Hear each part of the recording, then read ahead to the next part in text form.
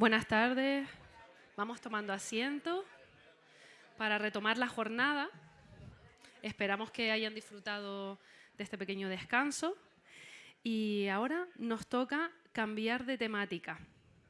Así que tenemos ahora mismo una mesa de debate que va a hablar de la actividad profesional en el ámbito del marketing. Así que quiero dar paso a nuestros invitados y a nuestro moderador de este debate, mi compañero Edgar Sabina.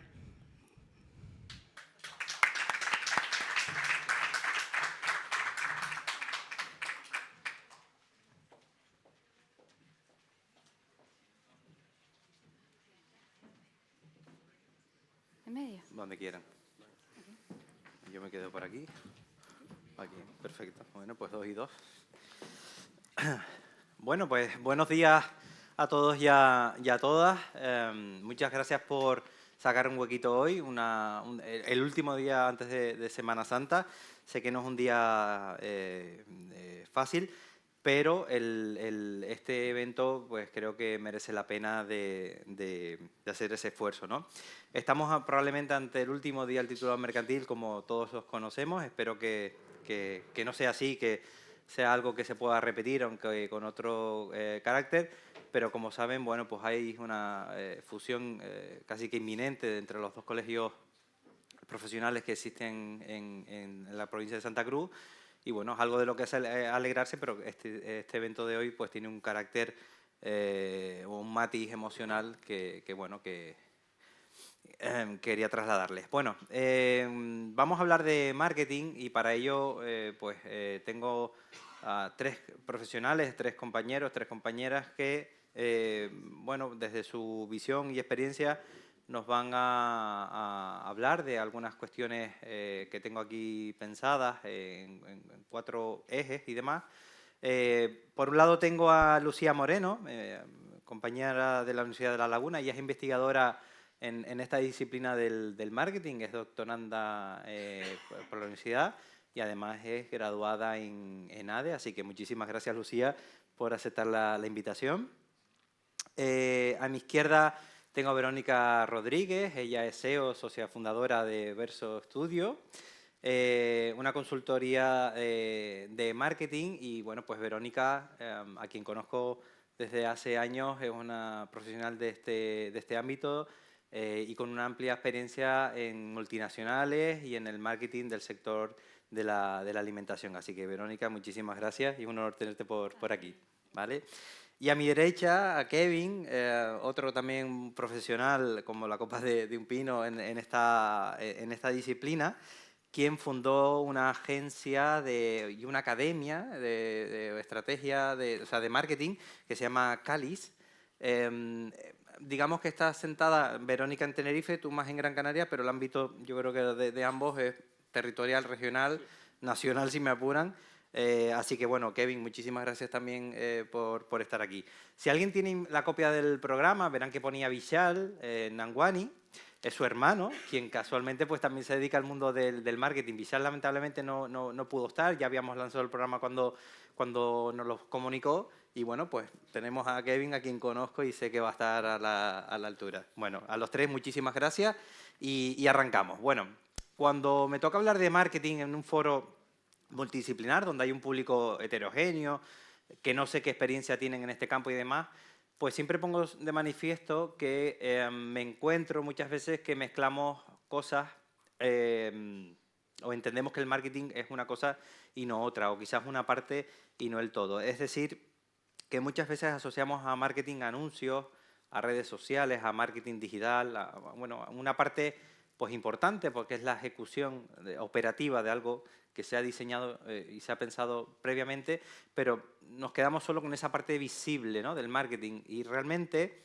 el marketing empieza mucho antes, ¿no? Es que prácticamente el producto o el servicio que diseñemos tiene que ser fruto de haber pensado qué puede necesitar mi cliente actual o mi cliente potencial, qué necesidad le puedo satisfacer, qué propuesta de valor le puedo dar para que me elija a mí y no a la competencia. Es decir, que el marketing no nace en un anuncio, nace mucho antes, y el anuncio es fruto de un planteamiento estratégico. Esto siempre me gusta dejarlo claro, porque cuando yo le digo a mis amigos, familias y a mucha gente que me encuentro que me dedico al marketing, ¡ay, qué bien!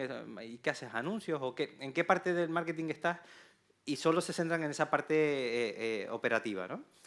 Con lo cual, bueno, pues el marketing ya ven que también es estratégico, que tenemos calculadoras, los de marketing, que no estamos ahí imaginando cosas creativas por recurrencia. A mí me gusta mucho esto de la gestión por recurrencia, también mi amigo Ramón se lo escuché una vez y con su permiso pues lo utilizo mucho, porque lamentablemente el día a día de muchos profesionales, de muchos autónomos y muchas pymes y micropymes, bueno, pues les lleva o inducen a actuar con ocurrencias. Hoy se me ocurre abrirme TikTok y me abro TikTok, hoy se me ocurre publicar esto y lo publico, hoy se me ocurre bajar precio y lo bajo, o miré al vecino que hizo una oferta, voy a hacer yo lo mismo, y al final estamos en un día a día de una gestión por ocurrencia que lamentablemente luego tiene un doble problema, que es lo que nos dedicamos a este mundo, que es que también me he encontrado y me encuentro gente que me dice, mira, lo que hay que hacer es vender y estar ahí día a día y luchar y luchar.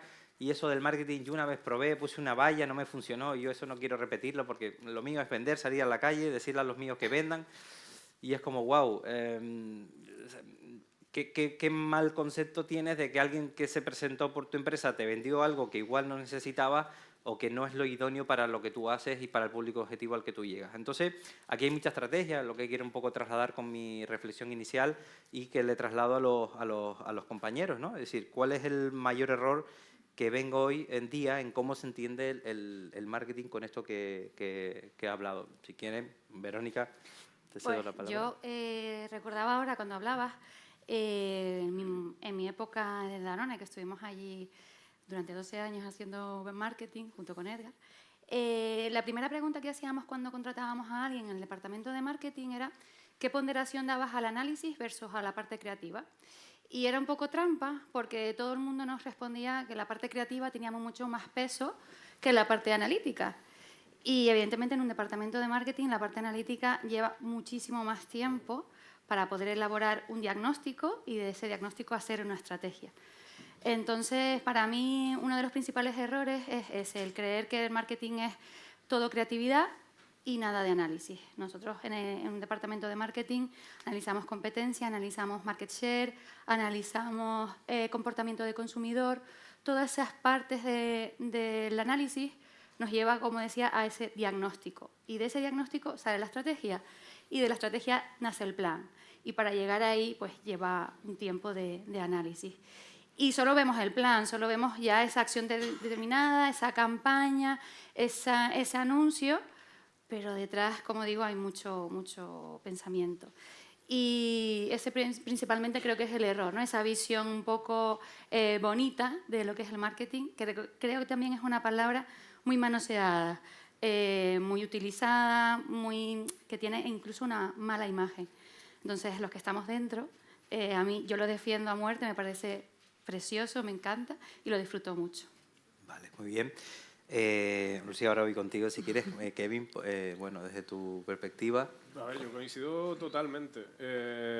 Realmente hay un detalle importante que has dicho, que es que la creatividad es lo que más destaca y totalmente. La creatividad es lo más bonito, es el resultado final, es cómo las marcas comunican hacia su público, pero antes de todo eso está lo que decía la compañera. Viene muchísimo trabajo de entendimiento de cómo es la empresa, cuáles son sus productos, de cuál es su competencia, qué es lo que está todo alrededor y sobre todo, para mí, una de las cosas más importantes y donde se cometen la mayoría de los errores es no definir bien los públicos.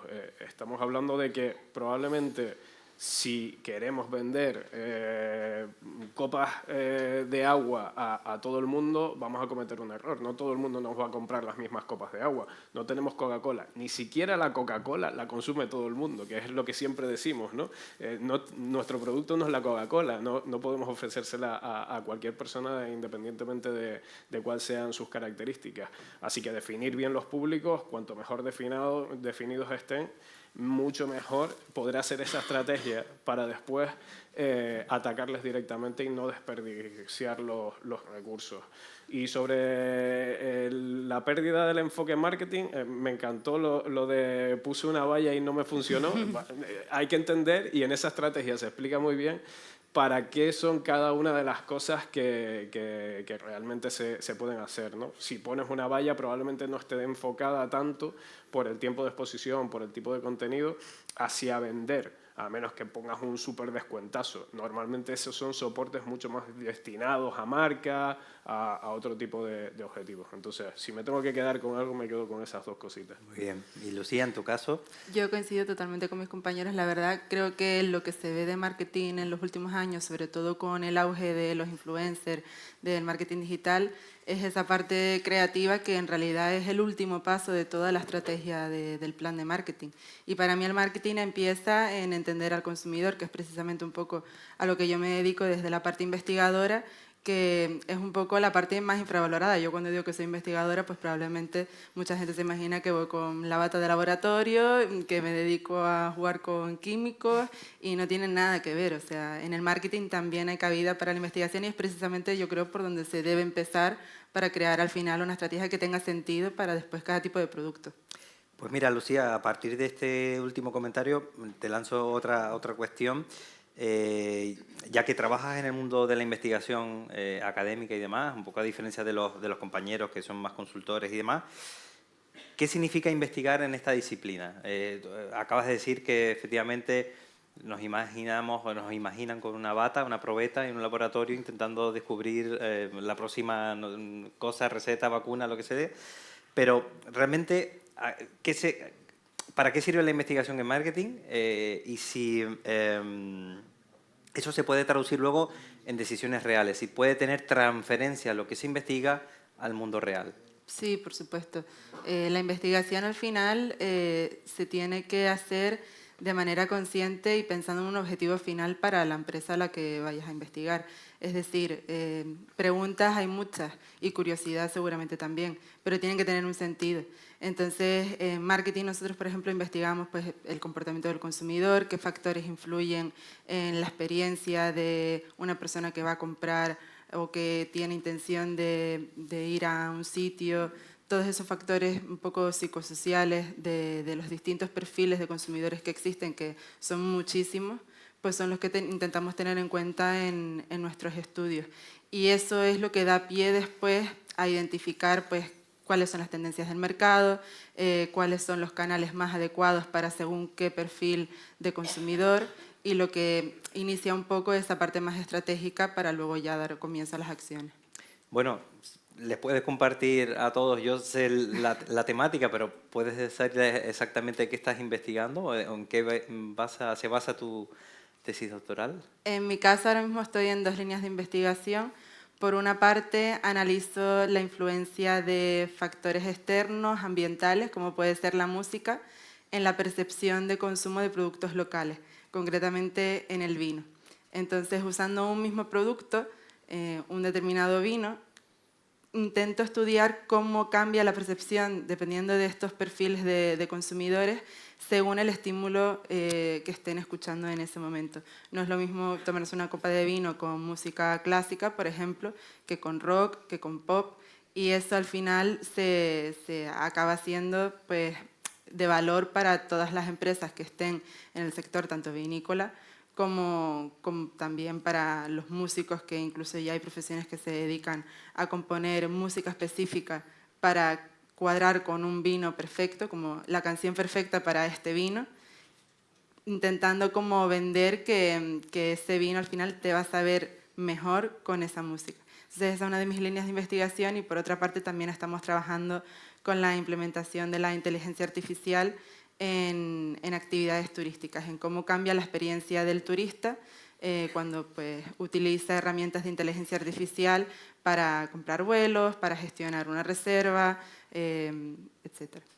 Muy bien, pues súper interesante. Bueno, Verónica, Kevin, si tuviesen que explicarle a algún amigo que se encuentran, que no venga hace 20 años por la calle, oh, ¿qué fue de ti? ¿A qué te dedicas? Y tal, ¿cómo le explicarían ustedes a qué se dedican? Sé que dirían, bueno, a apagar fuegos y todas estas cuestiones del día a día, pero ¿cómo le trasladarías a alguien que no se dedica al mundo del marketing a qué se dedican ustedes en el día a día, ¿no? Yo lo que defino cuando tengo una reunión así de captación con un cliente, digo, yo hago que las cosas pasen.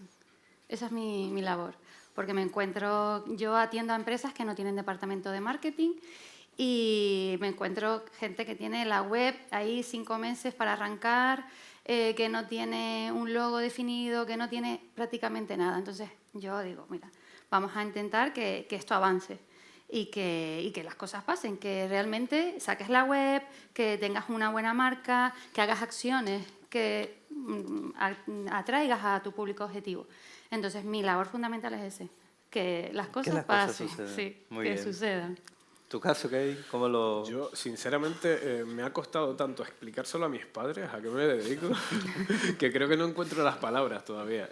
No, a ver, realmente cuando entramos nosotros a trabajar con una marca, lo que intentamos es conectarla con su mercado, que no sea algo que funcione independientemente de lo que pase alrededor, ¿no? Sino conectarla a su competencia, entender qué es lo que hacen, por qué lo hacen, para ver si hay cosas que se pueden aplicar. Entender qué es lo que piensa el usuario. Antes precisamente lo que comentaba la compañera Lucía, ¿verdad? Sí. Sobre el estudio de los consumidores, nosotros hemos intentado desarrollar en los últimos 2 años una herramienta que permite identificar cuáles son los patrones comunes a distintos tipos de consumidores. Sabemos que consumidores hay infinitos, ¿no? Pero nosotros hemos logrado una categorización de 960 tipos. Es una absoluta barbaridad. La mayoría no aparecen nunca, ¿vale? Pero logramos utilizar esa herramienta para que cada marca entienda cómo es su tipo de consumidor. Y se basa en personalidad, en comportamiento y en objetivos que tiene en la vida, ¿no? Entonces, entender eso para una marca es tan valioso por el hecho de que después le puede comunicar mejor, sabe exactamente cuáles son los dolores de esa persona, sabe qué es lo que quiere conseguir esa persona exactamente, y a partir de ahí las acciones son mucho más eficientes, ¿no? Bien. Bueno, ¿qué le ven ustedes de bueno y qué le ven de malo o no tan bueno el haber decidido dedicarse a este mundo? Lanzo esta pregunta porque entre el público veo que tenemos mucho alumnado y probablemente este alumnado pues esté cursando alguna carrera afín al mundo de la empresa y se encuentre con el dilema de irme al mundo fiscal, al mundo contable, laboral, o incluso alguno dirá, oye, estos 3 o estos 4 hoy me tocaron una fibra, me gustaría dedicarme al mundo del marketing. ¿Qué le podemos contar de bueno o de menos bueno que tiene esta disciplina o este mundillo? Si queréis que empiece yo, para mí es pasión. O sea, realmente trabajar en marketing y ver cómo se logran objetivos gracias a lo que estás haciendo es probablemente lo más gratificante. Y después, otro de los puntos también que creo que es muy reseñable es lo que hablamos antes, la vistosidad de lo que hacemos. Cuando hacemos las cosas bien, se ven por la calle, las ve todo el mundo, quedan en el recuerdo de las personas. El hacer ese tipo de cosas, por lo menos a mí me llena muchísimo, desde luego. Y cosas que no son tan agradables, es todo el trabajo que hay previo a llegar a ese punto. O sea, hay mucho trabajo previo, hay muchas decisiones, muchas horas de deliberación, de horas perdidas de sueño, tratar con proveedores o con compañeros que a veces tienen metodologías completamente distintas a la tuya, el no llegar en tiempos. Eso conlleva un cierto estrés, evidentemente, y es probablemente lo menos atractivo de lo que hacemos. Pero vamos, que a mí me llena muchísimo, total. Bueno, yo voy a aportar mi grano de arena en esto de lo más duro o menos bonito, que no este acento de intrusismo, ¿no? Veo muchos pseudo vendedores de humo que luego hacen un mal enorme porque esa gente a la que confía luego no quiere saber nada de esto, ¿no? Entonces, a mí, de las cosas que más me molestan es los vendehumos, que además ahora tienen herramientas para potenciar su mensaje y llegar a más gente a la que venderle algo de lo que no controlan, ¿no? Vero, en tu caso... Yo empiezo también por lo malo. En mi caso, al trabajar en multinacional durante muchos años, la exigencia por el resultado, el corto plazo, es decir, mirábamos ventas diarias. Si la venta de ayer no era buena, cambiamos el plan. Entonces, hay una exigencia por el resultado muy, muy fuerte. Y después, otra cosa, es muy opinable. Es decir, tu trabajo lo valora y opina mucha gente sobre me gusta o no me gusta esta acción. No se entiende el porqué de esta acción, sino se juzga desde el criterio de me gusta o no me gusta. Y después lo positivo, pues yo he conocido muchísima gente, me he conectado con muchísimas personas, he podido disfrutar de muchísimas experiencias Y hay una cosa ahora mismo por la que estoy obsesionada, que es entrar en la conversación mental del cliente, es decir, qué es lo que le mueve, qué es lo que le preocupa, qué es lo que desea. Y esto para mí es lo que realmente me atrapa, ¿no? Del marketing, poder llegar a conectar con esas personas y ayudarlas pues con las necesidades, las motivaciones que tengan. Lucía, en tu caso, desde la experiencia un poco de la investigación, donde puedes a lo mejor comentarnos si es más difícil o menos difícil el trasladar ese conocimiento útil, ¿no? Que desde el mundo del marketing, si consideras que hay empresas que luego hacen este tipo de cuestiones y si hay distancia entre lo que se investiga y luego lo que se hace, ¿cómo lo ves desde tu punto de vista? Creo que la parte más difícil es cumplir con esa exigencia académica de publicar resultados y no dejar a un lado la parte en realidad más importante, que es esa difusión de los resultados a la empresa para que esas acciones se conviertan en una realidad. Entonces sí que creo que esa es la parte más difícil, pero también la más valiosa y en la que nos debemos centrar. También por mi parte yo creo que lo más positivo de mi puesto de trabajo es compartirlo con muchísimas disciplinas. Al final la investigación es y debería ser multidisciplinar. Yo en mi día a día trabajo con sociólogos, economistas, psicólogos, hasta ingenieros, ahora con la inteligencia artificial, y así es como nos enriquecemos unos a los otros para sacar al final un estudio que tenga sentido y que sea coherente con todas las partes que al final tocamos, porque en el comportamiento del consumidor es tan complejo que si no nos unimos todos a eso, pues no tenemos resultados coherentes y que realmente se puedan trasladar después en esas acciones. Vale, pues continúo contigo, Lucía. Vamos a suponer, bueno, que alguien de aquí efectivamente quiere adentrarse en el mundo del marketing y como tú estás en una etapa muy cercana a la de muchos de aquí, ¿cómo fue tu camino? Es decir, ¿cómo llegó el marketing a tu vida? Y cómo llegaste incluso ya no solo a apostar por el marketing, sino a apostar por la investigación en esta disciplina. Pues yo creo que lo de la investigación sí que lo tenía un poco más claro antes que el marketing, porque siempre he sido una persona muy curiosa y de hecho me costó mucho decidirme desde el colegio entre ciencias, letras, humanidades. No lo tenía muy claro. Lo que me gustaba era precisamente pues estudiar y analizar y no tenía muy claro mi camino en ese entonces. Es verdad que, por otra parte, la música siempre ha estado ligada a mi vida. Hice la carrera de piano a la vez que la universidad y eso sí que no lo quería perder de vista. Entonces, cuando empecé la carrera en Administración y Dirección de Empresas, lo que me planteaba más próximo a esa idea de mantener la música en mi vida era a lo mejor pues emprender, crear una academia de música, ser profesora de música y me metí un poco con esa idea, pero luego a lo largo de la carrera descubrí el marketing por muchas asignaturas que teníamos y por mis profesores y me fue llamando un poco más la atención esa versión un poco más psicológica de, vale, sí, me gusta tocar el piano y me gusta la música, pero ¿qué es capaz de hacer la música por nosotros? ¿Cómo nos afecta en nuestro día a día, en las decisiones que tomamos? Y entonces la investigación surgió pues simplemente como una posibilidad de unir mis dos mundos, ¿no? De al final el mundo de la empresa y del marketing con mi pasión que siempre había sido la música. Y empecé a investigar pues esta primera línea de investigación sobre la influencia de música en el comportamiento del consumidor. En realidad fue una decisión no consciente en un momento determinado de mi vida, o sea, así se fueron dando las cosas también por la suerte que tuve de los profesores que tuve en la carrera que me acompañaron y que me fueron orientando un poco hacia esa posibilidad, porque es verdad que creo que es un puesto de trabajo que no es muy visible en la sociedad ahora mismo y mucho menos en marketing, que como comentábamos antes, al final siempre se ve la punta del iceberg del marketing digital, pero de momento pues estoy muy contenta hasta donde he llegado y creo que también es una puerta que tiene infinitas posibilidades. Al final puedes investigar de lo que quieras, de lo que más tengas curiosidad, de lo que creas que aporta más valor y esa traducción después en los resultados es súper gratificante. Muy bien, muy bien. Vero, en tu caso, si tuviésemos que decirle a alguien por dónde arrancar, evidentemente han decidido formarse universitariamente, a lo mejor en ADE o en alguna carrera similar, o incluso a lo mejor alguno en grado en marketing. Luego, ¿qué le dirías? Especialización en marketing a través de un máster, que se acceda al mundo laboral, que emprendan como consultor. Entiendo que a lo mejor es preferible la carrera de experiencia. Un poco, ¿qué les podrías contar a quien esté en este dilema? Sí, en la charla anterior hubo también este debate de si arrancar, seguir con un máster o meterte en el mundo empresarial.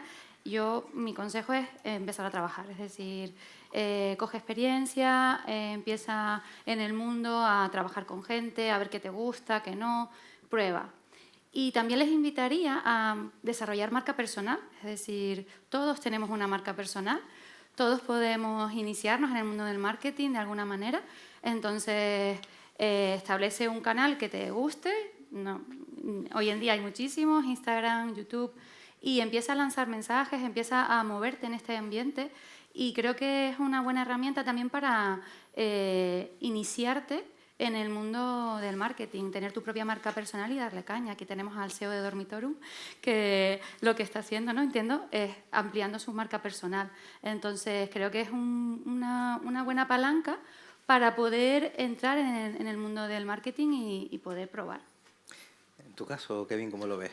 Yo, a ver, tengo la suerte de que es verdad que dando clase en un posgrado a lo mejor estamos más cerca de ese puntito, ¿no? Pero sí, para mí, evidentemente formarse es fundamental, pero para mí realmente lo que es de verdad, lo que te va a dar las tablas para poder después aplicar, el tener un conocimiento más 360 de todo y de entender qué es lo que hacen el resto de perfiles que conforman el sector del marketing o el subsector del marketing, es probar qué es lo que hacen cada uno de ellos, ¿no? Es algo que yo cuando terminé y me metí en marketing político, porque fue la primera oportunidad que vi y me coincidió el superboom del 2015 de esas elecciones, después del 15M y de todo esto, me di cuenta de cuáles son los perfiles que están alrededor, de cómo funciona cada uno de ellos. Empecé a aplicar acciones de desarrollo, de diseño, no tenía ni idea. He sido totalmente autodidacta en estos temas, pero ayuda a que entendamos perfectamente cómo funciona cada una de las partes que conforma un departamento de marketing o una consultora de marketing, ¿no? Y a partir de ahí, teniendo ese conocimiento, es mucho más fácil entender qué es lo que hace cada uno, qué pedirles, qué es realizable, qué no es alcanzable y sobre todo ser un perfil un poquito más completo. Bien, bueno, hemos visto hoy que el marketing es más allá de esa APE de promotion, ¿no? De ese anuncio, de esa parte operativa, porque tenemos también las variables de precio, de producto, de distribución, o sea que tenemos un campo enorme, tanto desde el punto de vista estratégico como desde el punto de vista operativo. Pero ¿dónde están hoy las oportunidades reales en esta disciplina? ¿Sigo contigo? No sé si el marketing digital está eclipsando la llegada de la inteligencia artificial. O sea, ¿dónde ven ustedes oportunidades reales en este mundo? A ver, no perdamos de vista que la adopción de inteligencia artificial en las empresas, en la mayoría de ellas, entra por el departamento de marketing. Esto, la mayoría de informes lo corroboran, ¿no? Así que, desde mi punto de vista, es verdad que hay muchos perfiles de ese departamento que se van a ver un poco eclipsados por la incorporación de inteligencia artificial. Bueno, ya lo están siendo, que en cierto modo empiezan a ser más productivos en determinadas áreas. Hay otras que, desde mi punto de vista, siguen siendo como muy humanas. La parte creativa sigue siendo muy top en ese sentido. Y yo, si te digo mi opinión al respecto, es ese perfil que sepa cómo modular ese boom de inteligencia artificial que llega y de saber cómo utilizarlo en cada una de las áreas y coordinar para que a medida que vayan viniendo nuevos avances, ir aplicándolos en las áreas de un departamento de marketing, que es algo que lo decimos aquí muy banalmente, pero está conformado normalmente por un gran grupo de personas. Pero en tu caso. En mi opinión, creo que la inteligencia artificial nos va a dar velocidad. Es decir, creo que antes para generar cualquier acción tardábamos mucho, generaba mucho tiempo, ¿no? Y creo que estamos ganando muchísima velocidad de ejecución, pero no quiero perder las habilidades como ser humano. Es decir, yo valoro mucho cuando contrato a alguien o cuando colaboro con alguien las habilidades humanas, es decir, la empatía, la asertividad, la venta, incluso influir en personas, poder persuadir. Y valoro mucho en un perfil de marketing eso, es decir, que tengamos habilidades comunicativas, que sepamos escuchar al otro, hacer preguntas, las preguntas correctas para poder sacar información del otro. Entonces, sí, herramienta para obtener velocidad, la IA me parece estupendo, un resultado por ahora óptimo, creo que está muy bien. Pero valoro muchísimo más al ser humano. Como decía antes, la conversación mental del ser humano, me encanta este punto psicológico de entender qué está pasando ahí, y cuando comparto con alguien, pues eso, a las habilidades en las que podamos desarrollarnos y seguir aprendiendo. Muy bien. Lucía, tú que has comentado que una de las líneas de investigación tiene que ver con esto de la IA, de la inteligencia artificial, ¿cómo crees que va a cambiar el marketing desde la investigación propiamente dicha y de los datos que se recopilan o recogen para poder investigar?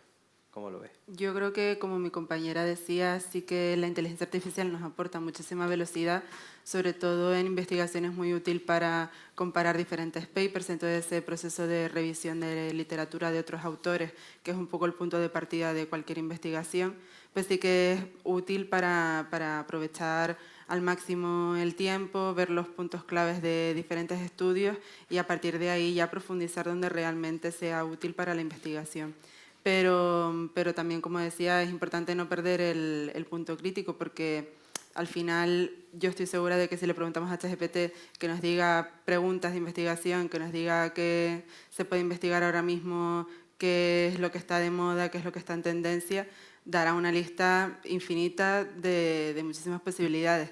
Pero la clave está en hacer preguntas correctas. O sea, al final la investigación tiene que tener un objetivo que es que tenga unos resultados tangibles después en las acciones de marketing que se deseen para las empresas. Entonces, al final, para tener esas preguntas correctas, hace falta el pensamiento crítico y un ser humano detrás que utilice esa herramienta de manera complementaria, pero no centrar la investigación a través de la inteligencia artificial, porque además no sería ético.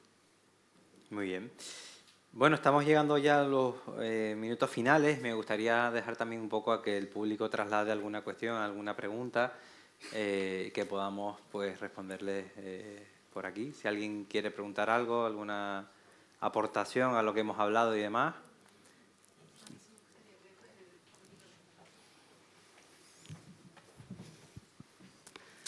Bueno, aunque haya sido la presentadora, a mí sí me gustaría preguntar algo, porque no es común tener a 4 expertos en el marketing. Entonces me voy a salir un poquito de la línea, porque ya han hablado de cómo acercarse a la profesión para las personas, para los jóvenes, los estudiantes, pero a mí me gustaría trasladarle una pregunta a los 4 para saber, por ejemplo, para esas pymes, esos pequeños empresarios, si tuviesen que darle algún tip o algún consejo para accionar en este departamento, en este marketing, porque seguro que hay muchas empresas que todavía desconocen, no saben por dónde empezar, no saben qué hacer. Entonces me gustaría ahí aprovechar para que puedan dar una pequeña pincelada para pymes, pequeños empresarios, cómo pueden empezar o en qué podrían empezar para aprovechar el marketing y poder llegar a más clientes. Gracias. A ver, desde mi punto de vista, es un poco lo que comentábamos al principio. O sea, no hay un tip genérico para todo el mundo. Cada uno es distinto y cada empresa en su sector es absolutamente distinta, incluso de otras de su competencia. Y para mí ese primer paso es sentarse, entender bien quién está alrededor. Sé que lo he dicho varias veces y siento repetirme, pero entender cuál es el cliente, cómo piensa, qué oye alrededor, ¿no? Ese mapa de empatía, que seguramente lo hayáis escuchado varias veces, para poder entender a partir de ahí qué es lo que se puede hacer y qué es lo que puede dar un resultado más a corto plazo, que es lo que busca alguien que está empezando en el mundo laboral, que está emprendiendo o cualquier cosa de este estilo. Sin eso, sé que es complicado sacar el tiempo, sobre todo cuando estás empezando con tu negocio y necesitas además 8 manos para poder hacer todo lo que tienes que hacer, pero hacer eso para mí es fundamental. Y si te apoyas en alguien externo, pues a lo mejor lo puedas hacer un poquito mejor. Pero entiendo que los propios empresarios, los propios emprendedores deberían hacer ese ejercicio para poder después llevar a cabo la primera acción que te va a dar un resultado más a corto plazo. Yo siguiendo un poco con lo que has comentado, Kevin, diría, y les digo a mis alumnos en clase, que un mal plan de marketing es mejor que no tener ningún plan de marketing. Y se me quedan así como, no tiene sentido lo que has dicho. Sí, sí tengo sentido porque el mal plan de marketing se puede medir en qué has fallado, cuánto pensaste y realmente cuánto se vendió o este producto falló en este mercado pero no falló en este otro. El primer plan de marketing, el plan estratégico, como queramos enfocarlo, probablemente nos riamos de él cuando lo veamos a 5 años vista. Digamos, mira tú qué tontolaba que pensé que iba por aquí, mi empresa ahora se dedica a otra cosa totalmente distinta. Pero el mero hecho de ponerte un objetivo, de plasmarlo, intentar cumplirlo, creo que eso es mejor que ir sin rumbo a ver qué pasa, ¿no? Yo siempre pongo el ejemplo de, bueno, quiero bajar de peso. Si quiero bajar de peso es una promesa al aire, que nos hacemos en enero normalmente, pero si tú dices en vez de quiero bajar de peso, quiero bajar 10 kilos en 3 meses, ya estás dando una diferencia que es que podrás medir dentro de 3 meses qué pasó con esos kilos que dijiste. Entonces, yo un poco lo comparo por ahí y le diría a un pequeño empresario, a un emprendedor, la gestión por ocurrencia está muy bien, déjalo para que sea un 20% de lo que ocurra en tu empresa, pero no vayas sin rumbo por el mundo real, el mundo empresarial, porque es muy difícil que esto sobreviva, cada vez hay más competencia, cada vez entran las barreras de entradas para acceder, cada vez son más bajas, la tecnología se copia en 0, entonces no podemos tener recursos ahí un poco a la mano del azar, sino que intentemos planificar. Aunque nos equivoquemos, aprendemos y corregimos, ¿no? Yo les diría que me contraten. Fácil. Creo que con poco se puede hacer mucho, que podemos hacer muchas acciones, que es el mejor momento de la historia para invertir en marketing y obtener resultados. Y quitarse un poco el complejo de soy pequeño, no llego, no puedo, esto es para grandes empresas. No. Es decir, el marketing a día de hoy lo podemos hacer desde un móvil, tenemos la herramienta en la mano, podemos tener un plan muy bien definido y accionar. Entonces, eso, sobre todo, quitarse complejos y probar qué puede pasar. Es decir, tener claro la visión y probar acciones.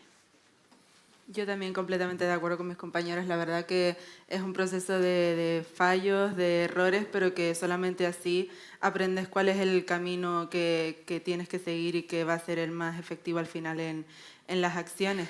Y también quizás por añadir algo, yo creo que la parte por la que se puede empezar es también haciendo una propuesta de valor, de que realmente por dónde quieres tirar, cuáles son tus puntos fuertes, tus puntos débiles, también mirar la competencia, pero antes definir muy bien qué es lo que quieres aportar en tu negocio. Bueno, vale. ¿Alguien más por ahí que quiera comentar alguna cosa?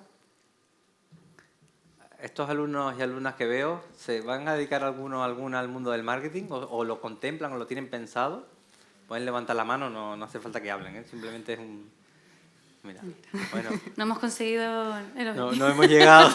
Tenemos que hacer otra. Vamos a empezar de nuevo. Porque bueno, ¿y tienes claro la rama o la disciplina o es que te ha llamado la atención? No lo tienes claro. ¿Te llama la atención? Bueno.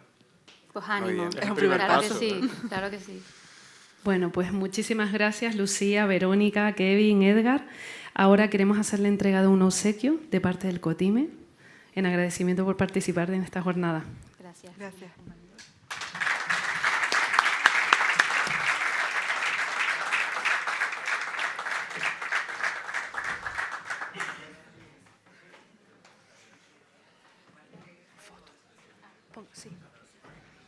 Pasen por allí para hacerse la foto oficial. No sé a ustedes qué les ha parecido, pero a mí me han dado ganas de dedicarme al mundo del marketing, la verdad. Así que muchísimas gracias. Y nos espera la cuarta mesa de debate. Es la última mesa de debate, pero todavía nos queda un poquito más para terminar esta jornada. Para esta mesa, muy interesante, se va a abordar un tema que está en auge, a mi parecer, ahora mismo, que es el mundo del emprendimiento y la gestión de la empresa, que es algo que cualquier persona que tenga la inquietud de crear un negocio, pues debería de saber. Y para ello quiero invitar ya a pasar por aquí a nuestros participantes de esta mesa redonda y a nuestro moderador, mi querido compañero de Junta de Gobierno, Ramón Mendoza.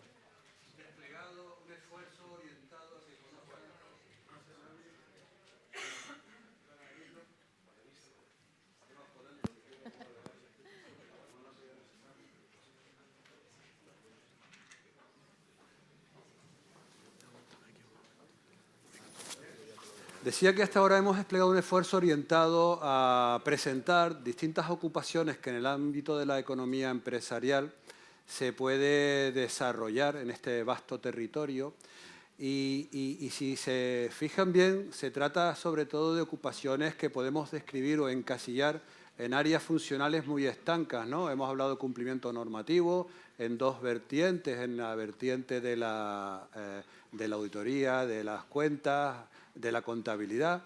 Hemos hablado también de la asesoría tributaria, la asesoría fiscal y en esta última píldora se ha tratado la cuestión del marketing, que me parece que ha sido extraordinariamente positiva para permitir que todos nos acerquemos a esa disciplina con la bondad que la disciplina se manifiesta y en sí se configura, ¿no?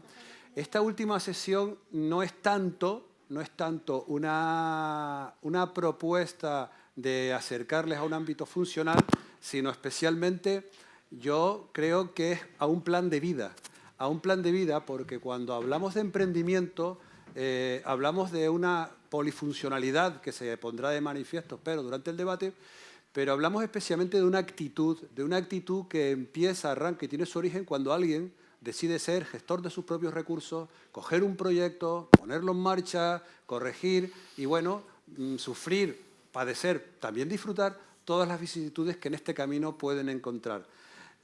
Para hablar de eso tenemos una mesa cualificadísima que paso a presentar rápidamente. Bueno, en primer lugar nos acompaña la decana de la Facultad de Economía, Empresa y Turismo de la Universidad de La Laguna, doña Inés Ruiz, que además también, hasta hace muy poco tiempo, sus ocupaciones creo que le han obligado a derivar y a quitar un poco de lastre, era la directora de la Cátedra de Emprendimiento. Estamos hablando de una persona especialmente posicionada para podernos acercar a lo más interesante de este ámbito. También nos acompaña Abraham Gil Cecilia. Abraham Gil Cecilia lo podrán muchos identificar porque es una persona célebre que en los debates de la sexta noche siempre está hablando ahí, lo invitan con frecuencia para hablar de emprendimiento. Abraham es una persona, yo le tengo mucho afecto, para mí incluso posiblemente ha adquirido el rol de personaje, que aprendió y se metió en esto del emprendimiento a lo mejor como necesidad para financiar su propia vida, ¿no? Cortando jamón, queso y cargando sacos de papas, dice él, ¿no? Y con eso se financió los estudios que después le han llevado a ese desarrollo de carrera como autónomo, que en 2022 pasó por fundar Tactic & Partners, una empresa, una consultora de comunicación especializada en estrategia de marca, eventos, comunicación política institucional.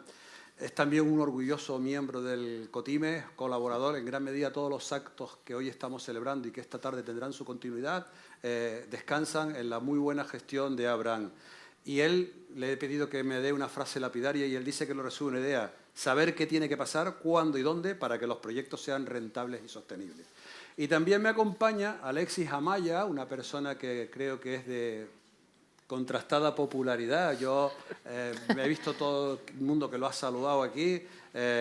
Alexis es autor. Yo quiero empezar por algo que a mí me ha gustado un montón de su trayectoria, que es este libro que lleva su autoría. Es un libro que recomiendo porque es un libro en el que realmente se da esa cuestión que antes anticipaba, de relatar una vida, de relatar una existencia que ha tenido secuencias que él posteriormente espero relate y, en definitiva, me parece que es todo un testimonio en el cual muchos pueden y deben verse proyectados. Este libro, A Hostias se emprende, Además incluye un manual que generosamente él se ha brindado a compartir con sus lectores, en el cual les instruye y les da unas pinceladas de aquellas notas que se pueden considerar para una venta eficaz. Tiene una amplia experiencia en la dirección ejecutiva, pero sí, no se extrañen, todos es conocido por ser el CEO y fundador de Dormitorum. Aquí, Alexis, te garantizo, hay gente muy despierta. Se nota. Se ve. Vamos a estar pasando un buen rato. Y yo, que me gustaría iniciar el debate proponiendo un acercamiento a la definición de lo que es emprender, voy a leer un pasaje precisamente de tu libro, que a mí me gustaría que se desmitificara quitándole un poco de miedo, porque a mí me soltó algo escabroso. Dice, emprender es una pelea y si no la peleas tú, nadie la va a hacer por ti. Yo quiero que empecemos hablando de emprendimiento y perdiendo el temor a esto. Yo creo que es una definición que vale para el emprendimiento y para cualquier otra opción que escojas, ¿no? Yo creo que cualquier cosa, sea emprender, sea dedicar tu vida a la observación o dedicarte a trabajar por cuenta ajena, yo creo que cualquier cosa que hagas tienes que pelearlo, ¿no? Al final todo es difícil. A veces mitificamos mucho el emprendimiento y levantarte a las 6 de la mañana, ir a trabajar para otro en algún sector un poco más duro también es emprender, ¿no? Yo creo que todo vale, ¿vale? Todo es difícil, todo es complicado. Lo que pasa es que, claro, los que nos dedicamos a emprender nos dedicamos por un propósito mayor, ¿no? Para un propósito que difícilmente en otras opciones los puedas conseguir. Es verdad que las 8 de cada 10 veces terminan fracaso, pero lo hacemos por un propósito mayor y por conseguir mejorar nuestra vida, ¿no? Inés, tú, observadora del fenómeno del emprendimiento, ¿qué llevas? ¿Crees que se nace? ¿Cómo crees que surge? Es decir, ¿cómo podemos asociar la intención de emprender a un individuo que se levanta por la mañana iluminado? ¿Cómo lo ves? Sí, bueno, uniéndole a lo que estás comentando, yo coincido en que emprender es una pelea, pero no como algo negativo. Es que significa esfuerzo, significa lucha, significa perseverancia, pero también me acuerdo de una persona emprendedora, un estudiante que montó una empresa y él decía que trabajaba por cuenta ajena de 8 a 3, era infeliz. Ahora trabaja 24 horas y es súper feliz. Me refiero que estás haciendo lo que realmente quieres, lo que realmente te gusta, y es cuando se confunde el ocio y el negocio, ¿no? Entonces, desde la Universidad de La Laguna y uniéndolo a lo que me comentas, estamos intentando precisamente potenciar esa intención de emprender, que sabemos que es el mejor predictor de la acción. O sea, para poder querer hacer algo, primero tenemos que tener la intención de hacerlo. Luego ya vemos qué pasa, si se hace o no. Pero por lo menos hay que tener esa intención. Entonces, el emprendimiento va más allá de montar una empresa. El emprendimiento está vinculado, como tú decías al principio, con un plan de vida, con una forma de entender la vida. E intentamos, sobre todo, que el alumnado piense que emprender no es montar empresas únicamente. Es que aunque trabajes por cuenta ajena, tienes que ser una persona emprendedora, porque una empresa, cuando te contrate, lo que te va a pedir es ¿qué me aportas tú? ¿Qué valor añadido aportas tú a mi empresa? Y para eso solo se puede resolver si somos personas emprendedoras. Y como dato curioso, te comento que en Canarias tenemos, yo participo en un grupo que analiza ese proceso emprendedor a nivel mundial. Y en Canarias tenemos una particularidad, y es que tenemos una muy buena intención de emprender, es decir, trabajamos con encuestas que hacemos a personas adultas de 18 a 64 años a nivel mundial, y en Canarias tenemos una intención de emprender más alta incluso que la media española. O sea, tenemos una buena predisposición a emprender, pero luego nos desinflamos. La actitud de emprender baja un montón en relación a la media española. Algo está pasando, me refiero, tenemos la intención de hacer, pero luego nos venimos abajo. Entonces, es un indicador interesante, porque quizás a lo mejor habría que ver fórmulas para precisamente acompañar en ese proceso, para que luego la intención realmente se materialice en una acción. Abraham, tú en tu condición, además de miembro de AGE y presidente de AGE Under 30, ¿cómo ves? Inés acaba de apostillar lo que me parece importante, ¿no? Y es que parece que hay mucha intención, pero que hay también, en la misma proporción, una tendencia natural a que los porcentajes de la gente que decae sea alto. ¿Cuáles son las dificultades? Creo que también tiene que ver con el contexto político o económico en el que vivimos y social. Es decir, España ahora mismo es un país de intenciones, los emprendedores van a ser emprendedores de intenciones. La gente quiere emprender porque emprender lleva un componente emocional de autorrealización bastante potente, pero la realidad es que cuando vas a levantar la persiana, cuesta. levantar la persiana hay que levantarla temprano, cuesta dinero, hay que hacerlo con gente que a lo mejor no del todo quiere levantarla contigo, y al final se queda en esa intención, porque cuando entras al proyecto es muy complicado. Es decir, lo más bonito del mundo es emprender, montar. Lo más complicado y muchas veces lo más triste es mantenerlo, ¿no? Las empresas pues tienen una experiencia de vida bastante bajita, por desgracia. Y se resume en eso, es decir, al final los emprendedores son una pequeña muestra de la sociedad. Y la sociedad ahora mismo es una sociedad de iniciativas. Estamos en un país de iniciativas, pero no llegamos a calar, no llegamos a hacer los proyectos porque o no nos acompaña la política, o no nos acompaña la economía, o no nos acompañan determinados factores, pero es un espejo de lo que está pasando. A colación de caerse, Alexis, yo ya te veía la intención, o sea, ahí tienes mucho tú que decir, ¿no?, de lo que esto supone, las dificultades, las caídas. Bueno, yo creo que la compañera dio dos datos que tienen que estar conectados, ¿no? Yo creo que dicen que en Canarias somos más emprendedores que en otras comunidades, y también el otro dato, que no lo diste, pero bueno, yo me lo estaba planteando yo mismo, que somos la comunidad con más precariedad, ¿no? El PIB per cápita el menor de España, ¿no? Yo creo que está ligado una cosa con otra. Yo creo que la desesperación de las personas les hace salir de la precariedad. Lo primero que cogen es el autoempleo, me hago autónomo, trato de hacerlo por mí mismo, y luego te das de bruces con la realidad, que vivimos en un entorno donde no hay competitividad y donde no hay preparación, y eso le pasa a los autónomos. Yo a mí, en cuanto habrán hablado de la política que no da las condiciones necesarias para emprender, yo creo que la política no debería de estar ligada jamás al emprendimiento, ¿no? Y ese es el problema de la competitividad que hay en Canarias, la preparación. En cuanto la política mete la mano en algún tema económico y nos alejamos del libre mercado o de que las personas emprendan algo que genere valor, que la gente consuma, que la gente compre, si nos alejamos y afianzamos nuestros negocios, nuestras ideas de negocio, apuntaladas en incentivos, en cosas que me tiene que dar el gobierno, pues todo eso fracasa, porque es un bluff. Al final te das cuenta de que no construyes valor, ¿no? Entonces yo creo que está muy ligado eso, que la precariedad brutal que hay creciente, sobre todo en Canarias, que es un signo político distinto al que hay en el Estado. Entonces, que por decir, ¿no?, que no tiene nada que ver la política, sino las condiciones que hay en Canarias para que vivamos esa precariedad, pues nos obliga a muchas personas a enfrentarnos al autoempleo, a hacernos autónomos, y rara vez con preparación, ¿no? Y yo creo que la preparación es lo que te hace. Antes asistí a una charla, vimos todos, de marketing, que para mí es una charla que generó muchísimo valor, y para los que la estaban escuchando con los oídos bien abiertos, yo creo que es la base, ¿no? Yo creo que los empresarios en Canarias adolecemos de esas estrategias, de esas cosas que si aplicamos, nuestro emprendimiento va a ir mejor, porque los emprendedores en Canarias saben hacer la actividad por la que están emprendiendo. Un carpintero que monta una carpintería es evidente que sabe hacer su trabajo de carpintería. O el que monta un restaurante seguramente sea un fantástico cocinero. O el mecánico arregla los coches genial, pero el problema por el que esa persona fracasa no va en función de si es bueno en lo que hace. Yo creo que va en función de que no sabe comunicar, de que no sabe llegar a la audiencia.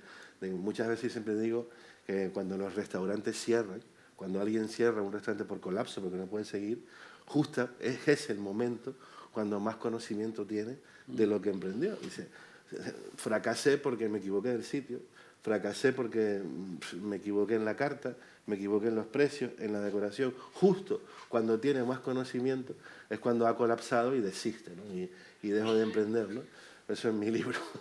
Que no es que sea una pelea, sino que a hostias se emprende, porque sí, a veces no hostias literal, pero sí es verdad que sobre todo el saber resurgir de esos golpes que no tienen que ser de otro ser humano, sino de la propia actividad que emprendiste, ¿no? Y que te da golpes, te golpea fuerte. Es que yo creo que en general el fracaso está muy penalizado y está indebidamente tratado. Es un aprendizaje pero es una total, cuestión, sí, digamos, que está en nuestro ADN. Es decir, nuestra posición frente al no triunfo es necesariamente algo que asociamos y percibimos como una cuestión negativa que nos lastra, que nos acompaña y por la que se nos juzga quizás con excesiva dureza. Nosotros mismos, ¿sabes? Y el fracaso forma parte de la aventura, del camino. Es una piedra, pero no hace nada más. Antes en la mesa anterior decían, ¿qué harías cuando termines de estudiar y tal, si haces un máster? Y la compañera dijo, ponte a trabajar, ¿no? Porque lo que has aprendido, ahora cuando vayas a la práctica vas a ver que nada tiene que ver con lo que has dado en clase, ¿no? Ponte a trabajar para que veas la realidad, ¿no? La realidad de las cosas, del marketing, del emprendimiento o de lo que sea, ¿no? Yo creo que salir a enfrentarte a la vida es el mejor aprendizaje y decir que vas a fracasar en la vida es, pues, claro, y joder, ¿quién no fracasa, no? O sea, no tiene por qué ser vergonzante ni nada, sino le pasa a todo el mundo. Claro.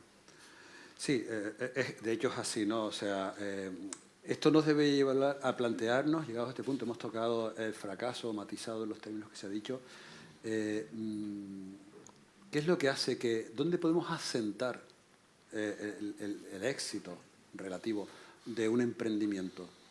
O mejor dicho, esos proyectos que no culminaron como se esperaba de las aspiraciones que los consiguieron, ¿dónde está el fallo? ¿Dónde está el error más común?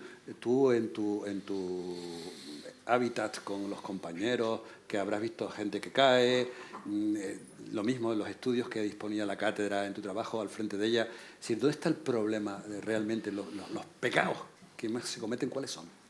Nosotros hablamos del concepto de emprendimiento ágil, me refiero que lo ideal es que tú tengas un proyecto, te estés en el mercado, tu modelo de negocio, te equivoques lo más rápido posible, al menor coste posible, vuelvas a probar y vuelvas a... Pero la persona emprendedora está siempre en ese feedback con el mercado, porque al final tratamos de aprender, ¿no?, todos los días. Y acabas de comentar una cosa súper interesante y lo uno también con lo que estás comentando, y es que digamos que hay dos tipos de emprendimiento. Está el emprendimiento por necesidad, yo necesito pagar un alquiler y tengo que desarrollar un proyecto porque no me queda otro remedio, y luego está el emprendimiento por oportunidad, y es que he sido capaz de identificar una oportunidad que voy a aprovechar. Entonces, el problema del emprendimiento por necesidad, que es el más numeroso y el más habitual, es que es un emprendimiento que si luego esa persona tiene otra opción más cómoda, probablemente lo deje y a lo mejor pues se meta a trabajar por cuenta ajena o cualquier otra cosa. Simplemente, o por otro lado, el emprendimiento por oportunidad nos da más juego, más cancha. Es el emprendimiento que realmente genera valor social, es el emprendimiento que genera valor económico. En Canarias tenemos la circunstancia de que somos islas, eso antes ser isla aislaba, ahora ya no tanto, pero es verdad que necesitamos potenciar un emprendimiento diferente, necesitamos potenciar empresas emergentes que sean capaces de testar modelos de negocio para desarrollarnos a nivel de comunidad autónoma. Y luego tenemos lo que comentamos al principio, tenemos un potencial emprendedor inmenso. O sea, mi experiencia con el alumnado universitario es que le rascas un poquito y tienen un montón de ideas. Simplemente es cuestión de dejarles hacer, ¿no? Y después de aprovechar, por la parte que nos toca, el ámbito universitario para que pierdan ese miedo de probar, para que tengan un entorno seguro que les permita equivocarse, porque te equivocas en un entorno seguro pues, donde no pasa nada y eso te va quitando un poco ese miedo a cometer errores, ¿no? Porque al final de los errores se aprende y todos cometemos errores todos los días. ¿Hay apoyo realmente? Yo me quedo con una palabra que dijiste, que hay en el emprendimiento de oportunidad la palabra identificarla. Es decir, la oportunidad existe, pero la tienes que saber identificar, la tienes que saber buscar. No te va a llegar porque estás en tu casa sentado o no te va a llegar porque estás en la universidad solo acudiendo a clases. Es decir, las oportunidades están porque las sabes buscar y las sabes identificar. Entonces yo creo que ahí está el reto de que también el proyecto vaya a tener éxito o no. Es decir, no voy a emprender, como me pasó una vez, un chico quería emprender haciendo mochilas y montar la empresa. Le digo, mira, te vas a arruinar. Es decir, es muy creativo, a lo mejor tú has identificado una oportunidad concreta, pero lo que tienes que es moverte, es decir, moverte mucho, saber cómo se mueve el mercado, qué es lo que necesita el mercado, qué soluciones puedes aportar y qué valor aportan tus soluciones. Yo creo que ahí es la clave. A mí me da mucha pena con el emprendimiento por necesidad, ¿no? Porque al final sometes mucho tu vida personal, tus finanzas, tus ahorros, y lo normal es que eso no vaya a buen puerto. Suele ser lo normal. Pero en el punto de la oportunidad, saber buscarlas, saber identificarlas y saber llevarlas a cabo, ¿no? Que también es un poco lo que hablaba antes. ¿No tiene usted la sensación? A mí me parece que algo que falla mucho en los emprendedores es el tema de la comunicación. Es decir, a menudo hay gente, yo he visto proyectos que son proyectos bien concebidos, que son cosas interesantes, que a lo mejor podrían tener un potencial de desarrollo notable, pero es como esto de guiñarle el ojo a alguien en un cuarto oscuro. Tú sabes lo que haces, pero la gente no se entera. A veces parece que falta habilidad para poder correr la cortina del escaparate y que la gente vea. Sí, antes lo decía, compañero, en la charla anterior, que hay veces en cuanto al marketing, ¿no? Presentar un mal proyecto de marketing que no presentar ninguno. En esto es igual, ¿no? Yo creo que puedes tener el mejor producto, el mejor servicio, pero claro, si nadie sabe que lo que estás haciendo es muy complicado, ¿no? Y la comunicación, más allá de crear una audiencia perfecta, optimizar tus campañas, de ir para ir a tu buyer persona, hacer algo. Yo creo que las empresas, sobre todo en Canarias, porque no lo veo en otras comunidades, les cuesta invertir en comunicación, en marketing, en publicidad. Ya no ni siquiera construyendo una campaña como Dios manda, ¿no? Una campaña que tenga en cuenta todas las aristas, sino ya cualquier cosa, ¿no? Les da pánico invertir, creen que es un gasto, que en lugar de una inversión. Y es verdad que hay muchas, no todas, pero algunas agencias o personas que lo que quieren es coger tu fucking money y largarse y que te ponga a hacerte 4 cosas y luego, claro, terminas con una experiencia que no es buena. Pero sí, yo creo que la comunicación en cualquier empresa es clave. Nosotros lo tenemos claro en la compañía matriz en Dormitorum desde que nacimos. El primer euro que ganamos no me lo eché al bolsillo, sino lo invertíamos en marketing, en publicidad y a día de hoy pues seguimos igual, ¿no? No hacemos campañas tan segmentadas, creo que todo el mundo conoce algunas campañas nuestras o nada, ¿no? Nos dedicamos más a matar moscas a cañonazos por una cuestión de que no sabemos quién es el decisor final de nuestro producto en concreto, ¿no? Sabemos quién nos compra, pero no sabemos quién decide. Y bueno, y yo creo que cada uno en su sector, en su nicho, debería de plantearse cómo construir una campaña de comunicación, una campaña de marketing, porque ya digo, en el oficio en el que estás emprendiendo, se presupone que ya eres bueno, que sabes hacer si eres un abogado y montas un despacho, pues eres abogado, si un consultor, pues igual, ¿no? Pues de lo que sea, ¿no? Entonces, ¿qué te falta? Pues que la gente sepa que tienes un producto que está generando valor y que les viene bien. Y no hay otra manera sino comunicando. Claro. Inés, ¿cómo están las condiciones macro ahora para el tema del emprendimiento? ¿Cuál es tu valoración?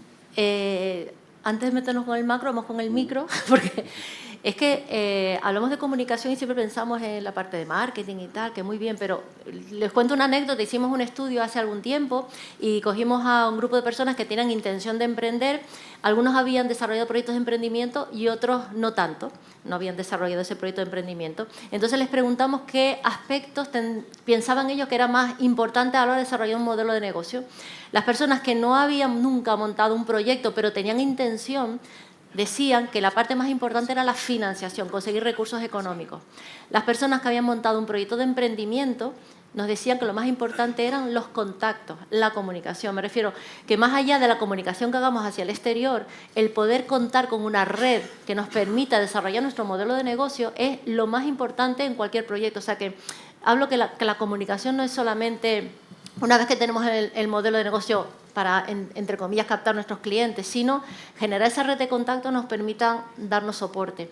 Y luego, en cuanto a los factores macro y micro, una vez me acuerdo que asistí a una entrega de Orla, en donde había un compañero que era un padrino de la promoción y me encantó lo que dijo, porque él decía en su discurso, vamos a pensar o podemos decir que no es el mejor momento que tenemos para terminar nuestra carrera y buscar empleo, pero como es el único que tenemos, es el mejor momento. Entonces, nunca vamos a tener una situación óptima, vamos a tener siempre que estar peleando, pero eso, a mí por lo menos el concepto de emprendimiento lo asocio al tema de retos, de vamos a ponernos un reto a ver si soy capaz de conseguirlo, ¿no?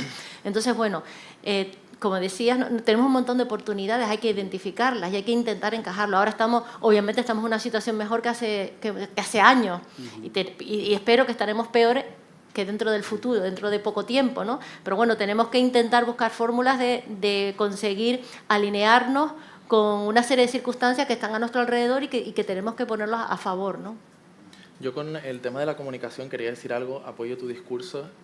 Yo monté mi primera empresa hace casi 7 años, va a ser ahora, que sigue en funcionamiento, es un mini market. Nosotros identificamos que teníamos una clientela en un barrio de aquí de Santa Cruz de unos 3.500 habitantes y no usaban redes sociales. Y yo dije, vengo de estudiar marketing, bueno, estoy estudiando marketing, lo hice cuando empecé la carrera, estoy estudiando ADE, me han dicho que tengo que comunicar, pero es que mi cliente, ¿cómo le comunico? porque no sé llegar a él, es decir, no tengo los conocimientos para llegar a él. Empezamos atendiendo una media de 30 clientes diarios, hoy atendemos una media de 200 clientes diarios y nuestra estrategia de comunicación óptima, y que no te lo van a explicar en una universidad, era el boca a boca, es decir, tocar por las puertas. Tenemos un público de una media de unos 60 años, un público bastante mayor, y nuestra estrategia de comunicación fue que nuestra calidad fuese la bandera y que la gente hablase de nosotros uno a uno. Es decir, costó, es decir, fue una escalada mucho más lenta, pero nuestra estrategia de comunicación fue esa. La segunda empresa, que es una agencia de marketing, no tengo ni redes sociales. No tengo redes sociales, no tengo Instagram, no tengo absolutamente nada por la que yo llegue al público.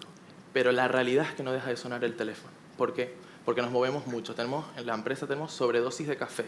Y no solo porque nos encanta el café, sino porque nos sentamos con mucha gente a escuchar sus necesidades, a escuchar lo que quieren, a escuchar cuáles son sus problemas. Y muchas veces no calan, es tiempo perdido. Pero la realidad es que a largo plazo te llaman o cuenta contigo o ha visto que has hecho algo para otra persona. Y esa es nuestra mayor estrategia de comunicación. A veces contar por contar, a mí lo del humo que lo contaba antes Edgar me pone muy nervioso, es decir, contar, ¿no? Llámame, ¿qué necesitas? Yo te hago una propuesta. Pero yo no voy a estar, en mi caso que son servicios, ¿no? Cada negocio tiene lo suyo, yo no voy a contar en qué te puedo ayudar si todavía no sé lo que necesitas. Entonces yo creo que también la estrategia de comunicación tiene que ser la óptima para el cliente al que tú quieres llegar, para el servicio al que quieres vender y para el producto que quieres ir modificando a lo largo del tiempo. Porque pues también encontramos recompensa, ¿no? Frecuentemente recompensa aplazada.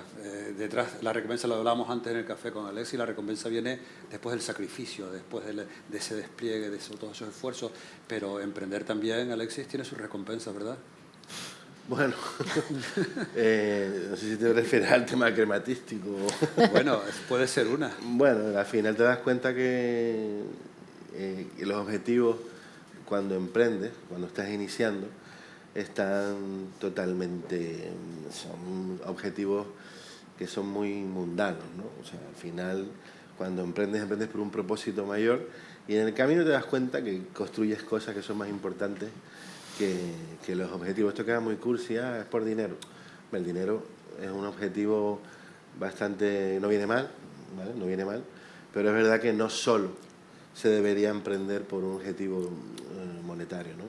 Yo creo que construir comunidad, mejorar la vida de personas que pasan por tu vida, yo creo que hay cosas objetivos mucho más que generan patria también, no solamente un objetivo tan individual, que son más importantes que el dinero en sí. El dinero es algo que viene dado.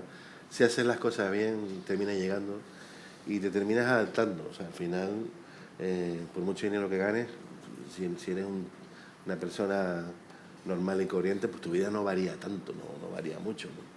Pero lo que sí varía es la forma en la que construyes comunidad, en la que construyes patria y en la que te gusta ver como una idea que nació en precariedad, pues le cambia la vida a tantas personas, y no me refiero solamente a los clientes, sino a las personas que están codo con codo contigo, ¿no? Yo creo que esos objetivos, si la sociedad en su conjunto se los planteara así, yo creo que tendríamos una sociedad muchísimo mejor y muchísimo más alineada, y saldríamos de tantos y tantos problemas que tenemos hoy en día, ¿no? Es verdad que para llegar a ese punto tienen que pasar muchas cosas, y tienes que pasar por todos los procesos, por el egoísmo, por muchas cosas humanas, pero al final yo creo que llegar a ese punto, yo creo que sería lo más positivo para la sociedad en su conjunto. Una de las cosas que define el grado de madurez que tiene un proyecto de emprendimiento, lo hablamos antes, es la capacidad de delegar. Normalmente un emprendimiento surge con un grado de concentración altísimo en torno a una figura que es polifuncional, que lo hace absolutamente todo, toma todas las decisiones, pero en la medida que se va desarrollando ese proyecto y empieza a extender su alcance, hay que delegar. Y a veces no es sencillo, no es sencillo porque eres el padre de la criatura, te sientes la persona plenipotenciaria para poder hacerlo todo. Inés asiente, yo creo que es uno de los retos el decir, tengo que cambiar algo, Sí, hay tres cosas ahí importantes. Tú lo acabas de decir muy bien, ¿no? La capacidad de delegar, porque es verdad lo que tú dices, es una criatura que tú has creado y a veces es difícil. Luego también yo hablo con mis estudiantes en clase que a veces, y también lo comentábamos antes, que los proyectos no fracasan con sus matices, el concepto fracasar, porque sean malas ideas, sino porque hay una mala gestión. Lo comentabas tú, la persona emprendedora no tienes capacidad para saberlo todo y a veces no tienes recursos para poder sobrevivir. Necesitas personas que te apoyen en ese proceso porque es imposible que tú controles todo. Y luego me estoy acordando, a raíz de lo que comentabas, que una vez trajimos a José Manuel Pérez, entre los amigos lo llamamos Pericles. José Manuel Pérez Pericles es un emprendedor que no ha montado una empresa, pero es un emprendedor. Entonces, él es asturiano y él trabajaba en el Valle del Nalón, que es una zona que hay en Asturias muy deteriorada por la minería, y la ha conseguido convertir en un espacio realmente innovador y diferente. Y él usó su forma de entender el deporte, pues se dedicaba al balonmano, y lo ha adaptado al emprendimiento, ¿no? Y en una charla que lo trajimos a la universidad, me dijo algo nos dijo algo que a mí me llamó la atención, y es que a los emprendedores les cuesta muchísimo tomar conciencia que el proyecto ha llegado a su fin. O sea, cerrar lo que decíamos, poner la ventanilla es duro, porque es un proyecto al que le he dedicado mucho tiempo, mucho esfuerzo, y a veces no tiene sentido prolongar más una agonía. Entonces, ese momento de decir, ya mi fase aquí en este proyecto ha terminado, es muy complicado. Entonces, ese momento, la capacidad de delegar y la gestión, yo creo que son momentos ahí puntuales que afectan a esa actividad emprendedora. Son los nervios. Sí, sí. Abraham, en tu caso, cuando tú cualquiera de los proyectos que has iniciado, llega un momento en que no puedes estar en todos lados, o sea, tienes que delegar, tienes que tomar decisiones y tienes que facultar y empoderar a personas, tienes que saberte rodear, tienes que buscar gente que comparta ese propósito de emprendimiento que alumbra tu idea, ¿no? No es sencillo, supongo. A ver, yo pongo mi ejemplo práctico. Yo me acuerdo que me levantaba a las 5 de la mañana, me iba a la europea, salía a la Orotava, salía a la 1, me ponía el uniforme y me ponía a trabajar. Y así estuve un tiempo. Y me acuerdo que un día dije, no puedo más, tengo que salir de la acción de vender, de estar en la tienda, porque no tengo tiempo para nada. Y me acuerdo que cuando salí, empecé a facturar el doble. Y yo dije, coño, qué mal lo hacía. Es decir, no entiendo por qué empiezo a facturar el doble. Y la realidad era porque había delegado esa tarea de vender que otro la hacía mejor que yo, pero yo tenía el tiempo pues, para ver costes, para ver productos, para meter nuevos productos, para quitar los que no se vendían, ese tiempo que antes no tenía, porque o estás vendiendo o estás pensando en el negocio, no puedes hacer las dos cosas a la vez, o por lo menos en mi modelo de negocio. Y ahí fue cuando me di cuenta de la importancia de delegar, no solo la importancia de delegar, sino de estar pendiente del que delegas, porque no es delegar y encárgate tú, no es, como tú decías, es tu criatura y tienes que cuidarla, pero también la importancia de mirar con una visión largoplacista. Pongo una anécdota también, mandaba ayer un correo a Mónica, que es mi asesora, y me preguntaba, quiero hacer una operación con las empresas, y me decían, pero Abraham, ¿qué es lo que quieres hacer? Y yo en ese correo ponía una fecha, ¿no? Una cronología de 15 a 20 años. La realidad es que tengo 25, es decir, dentro de 20 años, con 45, no sé si lo que he puesto en el correo ayer va a ser viable o no, o si va a funcionar o no. Pero esa importancia de visión a largo plazo es lo importante. Yo cuando monté el negocio no pedí subvenciones porque pensé que iba a durar un año y había que mantener las 3. La realidad es que cuando llegué a los 3 me cabré muchísimo de no haberlas pedido, y yo creo que esa importancia de ver a largo plazo con un proyecto de, oye, pues voy a ir delegando determinadas tareas, pero yo voy a ir asumiendo otras que van a aportar más valor a mi proyecto, y yo creo que ahí está la clave también. Alexis eso lo cuenta muy bien en su libro, precisamente el tema de la delegación, ¿no? La primera persona que delegó, creo recordar que era alguien que lo acompañaba en el reparto, ¿no? Y en funciones muy básicas, pero hoy en día, incluso hasta porque colapsas, ¿no? O sea, lo que Abraham describió también, ¿no? Colapsa, y tú tienes que decir, necesito gente que me apoye, que me ayude, y gente que se hace sostén en la gestión, ¿no? Y Alexis recrea una casuística que es, yo primero los adoctrino, yo evangelizo, y si tengo a mis apóstoles, para que después no se pierda ese propósito que inspira y alumbra la organización. Sí, hay una estrategia, cuando eres el One Man Company, ¿no? Haces todo, lo que relataba Abraham, y luego tu trabajo consiste en ir encontrando a gente mejor que tú en diferentes áreas, y ya está. O sea, no tiene por qué ser. Yo creo que muchos dueños de compañías se equivocan en eso, ¿no? creen que un empleado puede ser un competidor porque a lo mejor está haciendo una labor mejor que tú, ¿no? Yo cada vez que encuentro eso, soy feliz, ¿no? Porque digo, hostia, una cosa que me quito, ¿no? A medida que la compañía va creciendo, ya somos una compañía bastante grande, las funciones del fundador, del CEO, pues cada vez trabajo menos. Y yo creo que y además eso yo creo que es el espíritu y el objetivo de cualquier emprendedor, ¿no? Porque si tengo que estar ligado a mi compañía siempre, pues mal vamos, ¿no? Ahora llevo un plano estratégico y en diferentes áreas tengo personas que hacen esa labor mucho mejor que yo, y lo que sí trato es de mantener siempre ese espíritu, esa estrategia y esa chispa, ¿no?, fundacional, pero es verdad que hay que rodearse de personas mejores que tú en todas las áreas, ¿no? Y después eso me da más tiempo para invertir en otros negocios y poder crear. Yo creo que un ser humano no tiene por qué construir, sobre todo si te ha ido bien, construir un solo proyecto empresarial. Yo creo que si te ha ido bien uno, pues puedes construir otros, ¿no?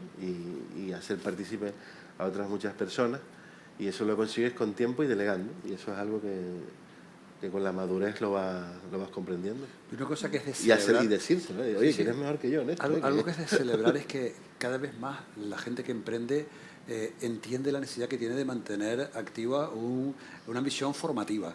Sí. Tú lo habrás visto desde la cátedra, todas las actividades que se desarrollan, que ve gente que está en la calle emprendiendo, que está trabajando en las asociaciones. Me parece que eso es saludable y no deja de ser un respaldo, ¿no? Ese backup que va a garantizar que esas tasas de fracaso disminuyan. También es verdad que lo que hablábamos, ¿no? A veces no tienes tiempo para todo, ¿no? Claro. Lo que tú comentabas. Nosotros en Aula, por ejemplo, cuando proponemos proyectos de emprendimiento, organizamos o hacemos un pequeño cuestionario que es un test de un señor que se llama Belvin. Belvin dice que para desarrollar cualquier proyecto de emprendimiento hay que tener 9 roles. No que hayan 9 personas, pero sí 9 formas de organizar el trabajo. Y al alumnado le decimos en aula que yo no voy a desarrollar mi proyecto de emprendimiento con la persona con la que me voy a tomar cañas de cerveza, porque a lo mejor no aporta a mi proyecto. Entonces tenemos que ser inteligentes y cuando vayamos a montar un proyecto, ver qué personas añaden valor al proyecto, porque es imposible que una persona sola asuma todas las tareas, sobre todo si queremos avanzar, ¿no? Entonces, en ese proceso es importante toda esta parte de gestionar y de cohesionar el equipo, que es fundamental para que avance, porque no nos interesa solamente montar empresas, nos interesa que las empresas se mantengan en el tiempo. Una empresa que sobrevive es una tragedia a nivel social, a nivel económico. Entonces, la que sobrevive no, la que fallece. Entonces, hay que intentar potenciar precisamente que las empresas se mantengan en el tiempo, ¿no? Y entonces, ese paraguas, ese apoyo, ese sostén que comentabas, es lo que te permite de alguna forma que haya ese mantenimiento, esa vida, ¿no?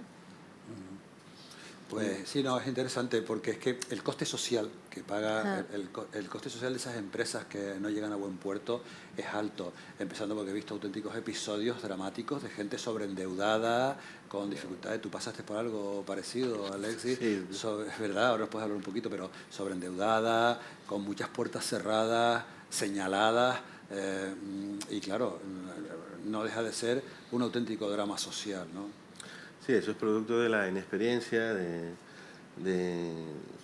no diría de la juventud, porque la juventud no toda es igual, ahora está mucho más preparada que antes, pero sí, la inexperiencia te hace eso, tomar decisiones y poner en riesgo tu capital presente y lo que es peor, el capital futuro, ¿no?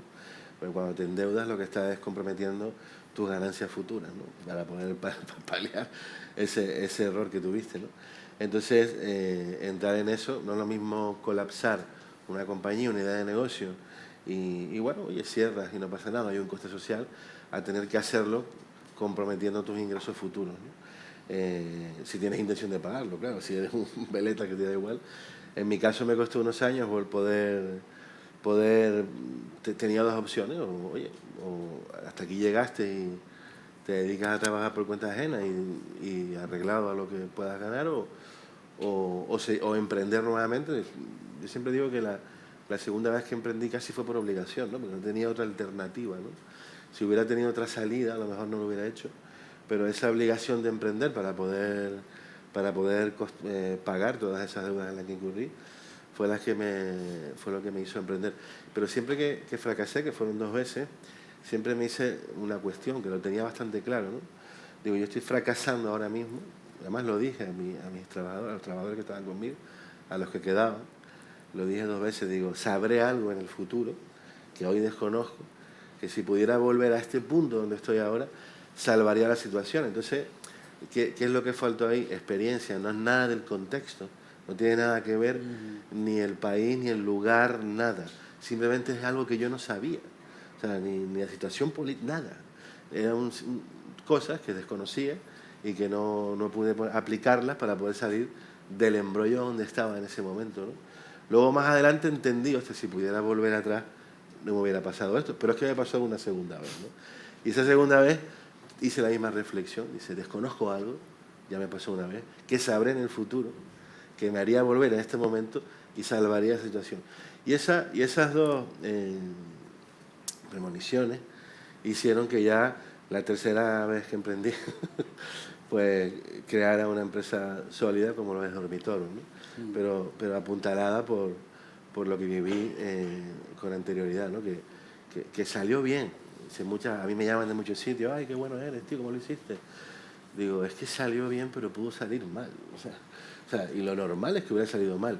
Y que saliera bien, no es que yo sea algo especial, fue pura casuística. O sea, casuística de ponerme a hacer una actividad apuntalada en un conocimiento que me vino por casualidad o por obligación y que pudo salir mal. De hecho, las cifras están ahí. Lo normal es que salga mal. Así que bueno, soy producto de la suerte, de la preparación, del fracaso, de la inexperiencia oye, no sé.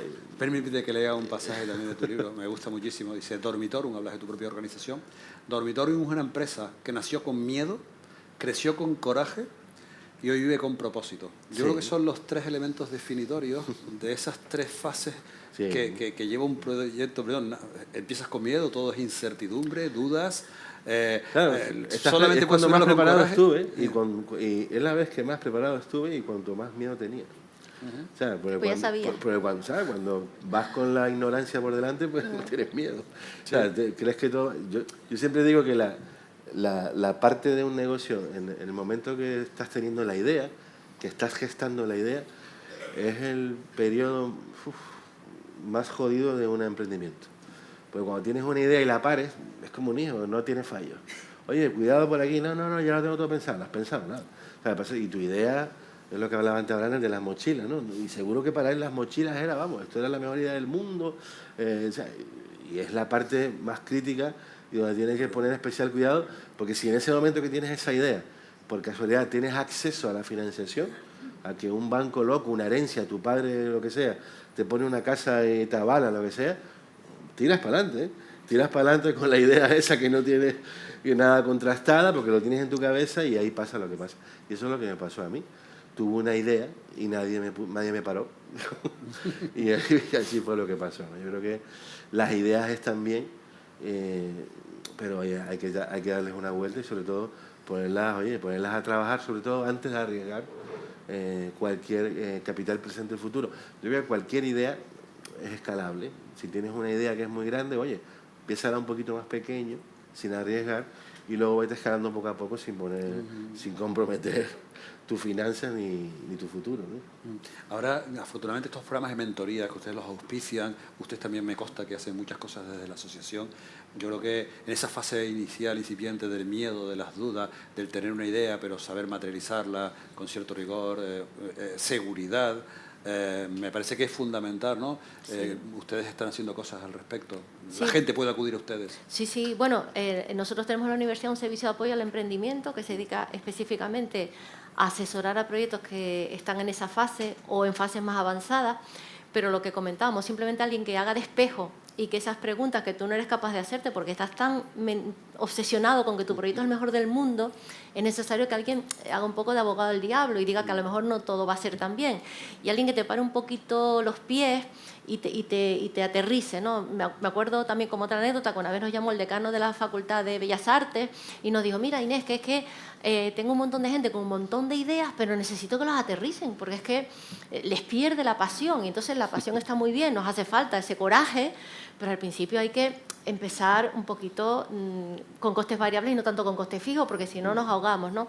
Entonces, estos servicios de apoyo al emprendimiento están haciendo esa labor, y además también cuando desarrollamos un proyecto no es lo mismo estar uno solo o sola que tener ese feedback con alguien que puedas llamar, mandarle un mensaje, ¿tú qué opinas? ¿Esto cómo lo ves? Entonces, están haciendo un labor, yo diría, casi psicológica a veces, de ese encuentro con una persona que tiene, estás en ese proceso de lanzar una criatura, ¿no? Entonces, es una tarea, vamos, fantástica y fundamental.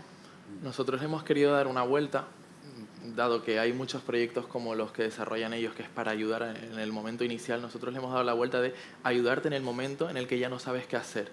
Tienes una empresa, llevas más o menos unos 3 años y dices, estoy facturando esto, ¿y ahora qué hago para seguir creciendo?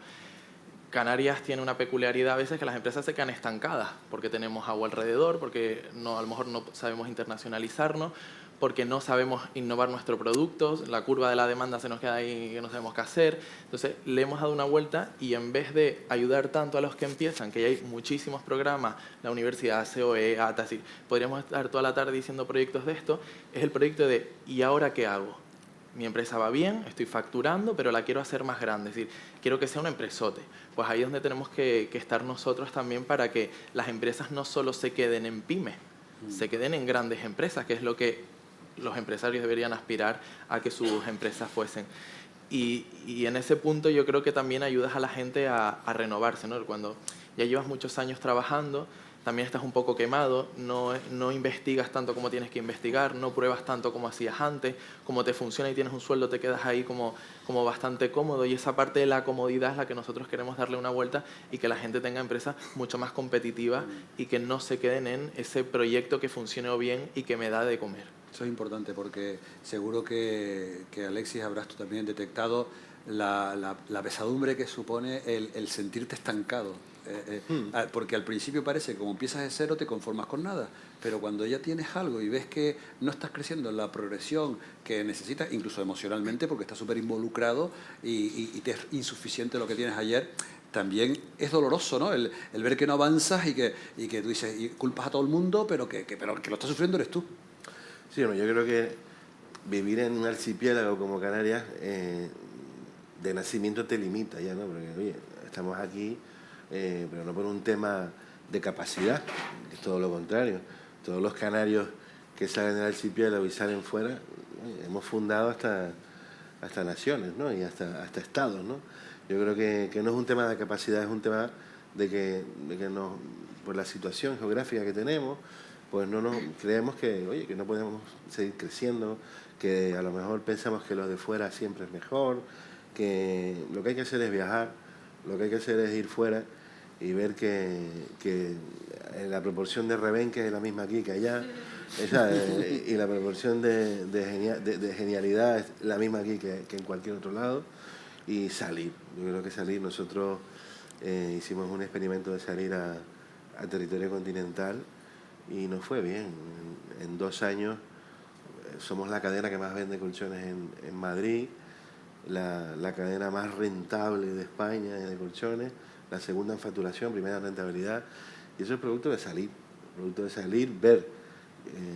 Nosotros aplicábamos sistemas y procesos en Canarias que pensábamos que eran normales, y cuando fuimos y analizamos el mercado en Madrid, por ejemplo, veíamos que era obsoleto, que era una cosa como, no sé si es que nada va en la abundancia, pero Dios mío, es que vamos aquí, vamos a llegar, vamos a barrer, porque no están haciendo nada del otro mundo, ¿no?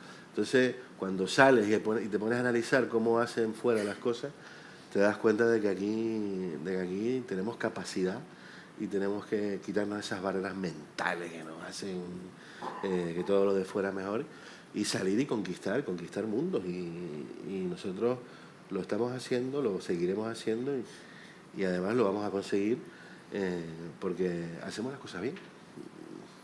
Eso es. Y desde aquí. Eso es. Esto es un debate abierto. No sé si alguien quiere participar, apostillar, preguntar. Se presenta una ocasión interesantísima con los invitados que tenemos, así que les sugiero y les invito a que la aprovechen. Tenemos por ahí una pregunta. ¿Le puedo acercar el micrófono, por favor?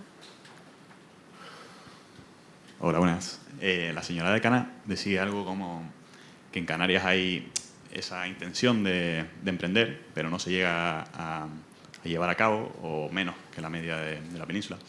Yo cuando terminé la carrera hace 10 años, si no recuerdo mal, como el 90 o el 95% de las empresas en Canarias eran micropymes de menos de 5 trabajadores y tal. Y quería saber si a la hora de tener esos estudios tienen en cuenta un poco el por qué. Pues a lo mejor hay factores que no tienen en cuenta en los estudios, pero cuando se intenta emprender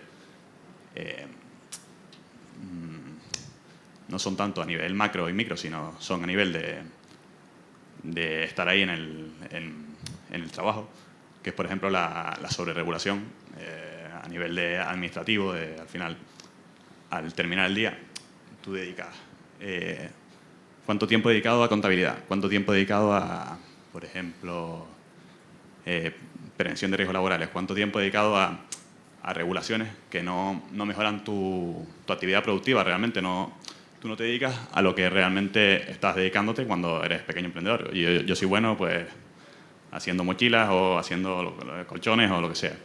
Pero tú dices, coño, pues al final del día dediqué medio día a temas de contabilidad, a temas de recursos humanos, etc. Entonces, mi pregunta es un poco si están de acuerdo de que hay una sobreregulación en ese aspecto y si creen que eso se tiene en cuenta a la hora de los estudios, porque es un factor que nos puede limitar aquí en Canarias, pero en general en España. Sí, muy interesante tu comentario. Mi opinión particular es que la burocracia no ayuda. O sea, lo ideal sería poder tener la posibilidad de probar, de testar, de que nos dieran libertad de tener esa primera experiencia. Cuando nosotros tenemos una idea, tenemos primero que confirmar si esa idea funciona, porque es verdad que nosotros tenemos una visión de lo que pasa y a lo mejor el mercado tiene otra alternativa, o a lo mejor probando el producto resulta que nos damos cuenta que tenemos que pivotar e irnos hacia otro lado. Pero el problema es que te ponen, como hablabas tú, una mochila pesadísima desde el primer día. Entonces, claro, eso obviamente te echa para atrás, porque hay un montón de circunstancias, sobre todo la gente joven, que estás empezando, que no tienes ese colchón económico que a lo mejor te va a poder permitir probar. Entonces, yo creo que la burocracia obviamente te limita y no te da cancha. Lo ideal sería que te dieran cancha para probar 3 años con tu modelo de negocio y luego ya facturamos y resolvemos y cancelamos las obligaciones que tengamos, ¿no? Pero por lo menos que nos dé un poquito de oxígeno para que sobre todo la gente joven pueda permitirse el lujo y el privilegio de probar un modelo de negocio que no sabemos si funciona o no. Sobre todo cuando es una empresa emergente y estamos ahí testando modelos de negocio diferentes, ¿no? Muy bien. Lamentablemente vamos contra reloj, el tiempo se nos echa encima, el programa para el cierre. ¿Hay una pregunta más todavía? Sí, bueno, al fondo, vamos a atenderla. Tenemos 2 allí. Vamos a ver si las atendemos con agilidad. Me gustaría preguntarle a Alexis cuál considera que fue la decisión más importante que marcó el crecimiento de Dormitorum. ¿Dónde? No te vi dónde venía, allí, pero bueno. Allí, Alexis. La escuché. Pues mira, básicamente yo creo que lo hemos hablado aquí un poquito. La decisión más importante fue, ya tenía un conocimiento, un bagaje y lo puse a trabajar, ¿no? Con miedo, con incertidumbre y bueno, y sobre todo hay una cosa que decía la decana que a colación de la pregunta, la verdad que la burocracia, todo eso, farragosa. Yo creo que hay una cosa son los incentivos para que el emprendimiento avance, ¿no? Deducciones, miles de historias, miles de ayudas. Y otra cosa es la burocracia. Oye, depende. Oye, déjame hacer esta pastilla en un laboratorio y no me metas burocracia porque quiero ver si... Hostia, que puede que mates a alguien, ¿no? Yo creo que la burocracia en algún sentido depende de qué cosas, ¿no? Pero sobre todo, te digo esto, sobre todo lo que hice es olvidarme de todo sesgo mental, de cuando tú emprendes de verdad y te quitas de tu cabeza cualquier clavo ardiendo al que agarrarte para echarle la culpa por el que... Oye, yo voy a tener un par de clavos ardiendo al que agarrarme para decir que yo no fui culpable y que el culpable es alguien externo a mí. Cuando dejas esos clavos, te terminas agarrando, ¿vale? Porque es muy duro ir a acostarte a la cama y ver que no has conseguido tus objetivos Es muy duro decir que tú eres el culpable y es muy duro decir, oye, fui yo, pero cuando tienes una salida, cuando tienes a quien echarle la culpa, al gobierno, al que sea, pues se la echas, ¿eh? Y tú te quieres ir a la cama contento, oye, yo lo intenté, no pude por esto y por esto, ¿no? Cuando te quitas toda esa farfullada de encima, ¿vale? Que fue lo que hice en dormitorio, cuando arranqué, yo decía, mira, esto va de mí, esto va de que yo tengo que tirar para adelante y que cada vez que me quejo, cada vez que yo me estoy quejando de que en mi emprendimiento algo está haciendo que yo no lo saque adelante, hay 10 millones de personas haciendo lo mismo que yo que sí le está funcionando. Y en el mismo entorno, con las mismas reglas, con la misma burocracia, con los mismos problemas, pero a ellos les está funcionando y a mí no, solo que yo estoy aquí regocijándome en mis clavos ardiendo, haciéndole ver a mi entorno que yo no soy el culpable, que yo fracasé por algo externo a mí, ¿no? Yo creo que eso hay lo de quemar tus barcos, ¿no?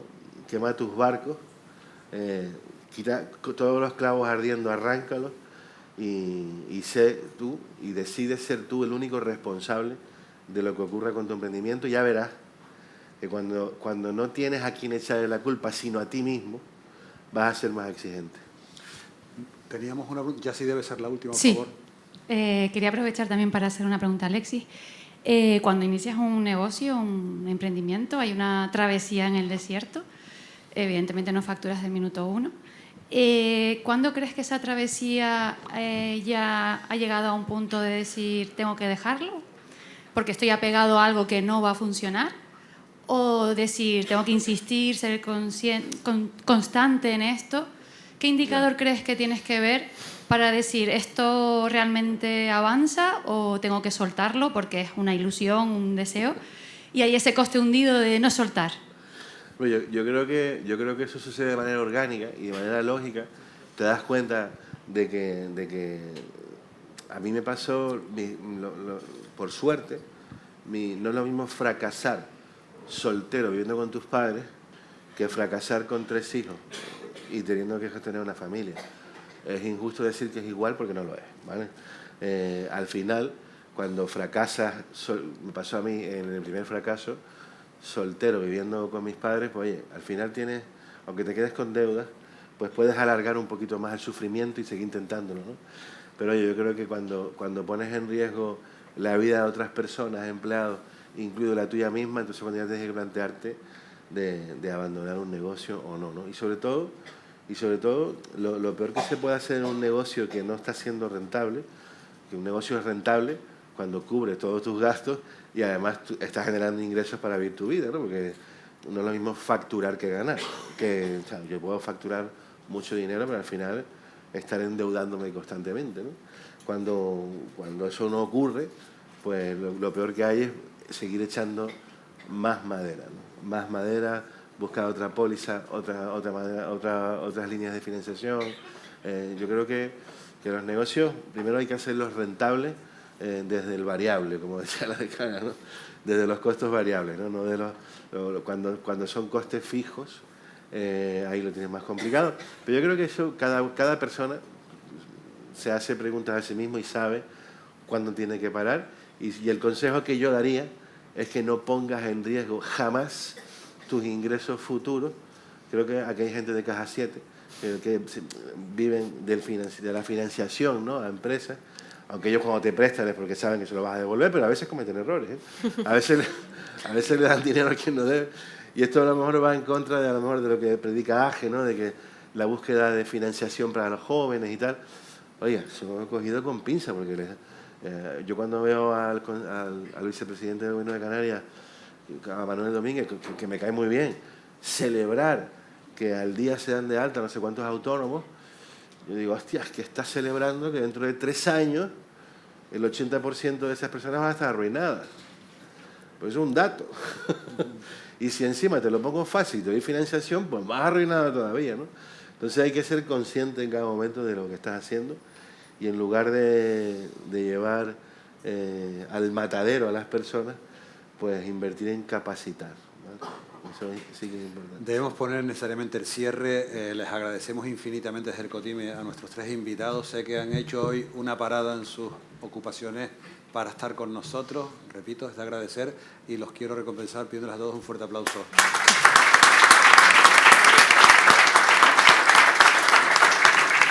Muchísimas gracias, Alexis, Inés, Abraham, Ramón. Queremos hacerles entrega de un obsequio de parte del colegio en agradecimiento por participar en esta jornada. Un coche. Muchas Alexis, gracias. una para cada uno. Gracias. De ustedes tres ahí. Gracias. Muchas gracias. Vamos a sacar una foto para Inmot.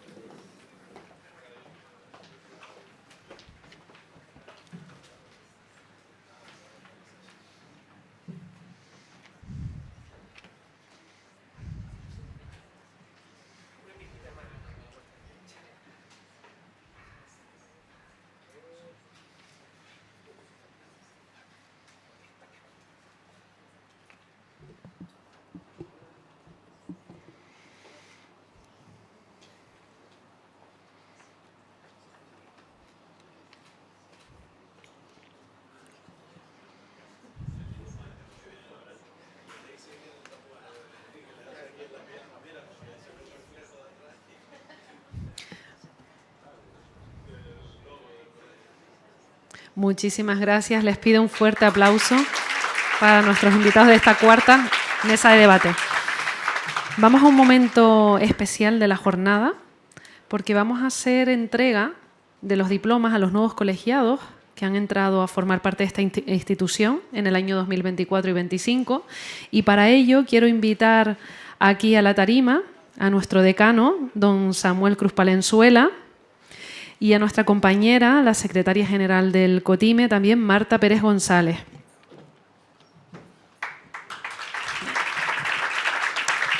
A continuación voy a ir nombrando a las personas para que se vayan acercando y puedan recoger su diploma y hacerse la fotografía oficial con nuestros compañeros del colegio. Abraham Gil Sicilia, precisamente.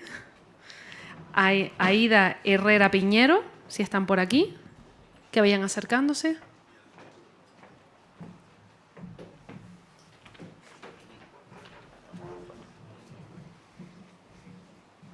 Suban a la tarima y así pueden... Vayan pasando por aquí.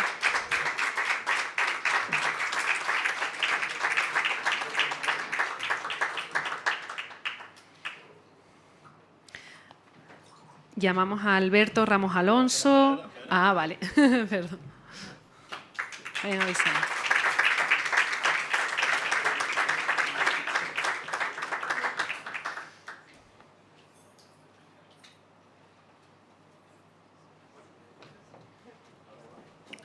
Alberto Ramos Alonso y Alejandro Ramos Ramírez.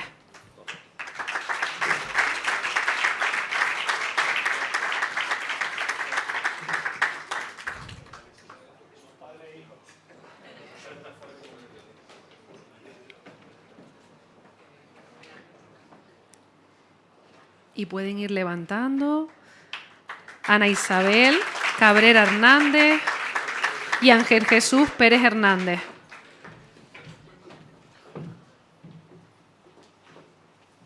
Ya se van acercando por aquí.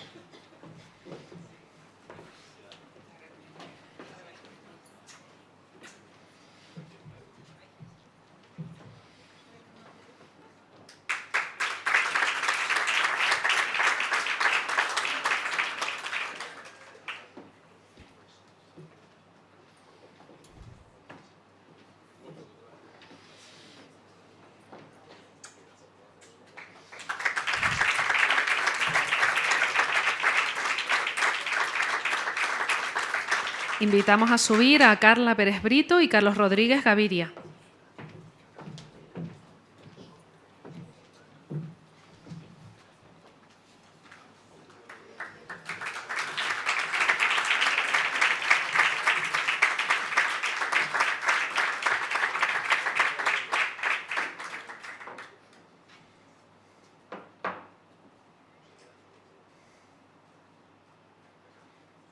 Se pueden ir acercando Cristian Manuel Socas Pérez y Cristina de la Fuente García.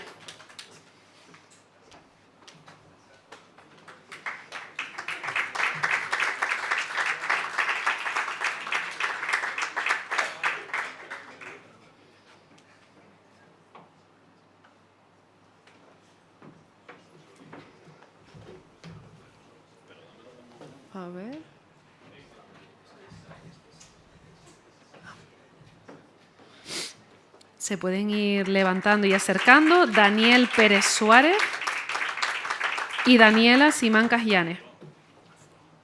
Ay, Ramón me dijo que rápido.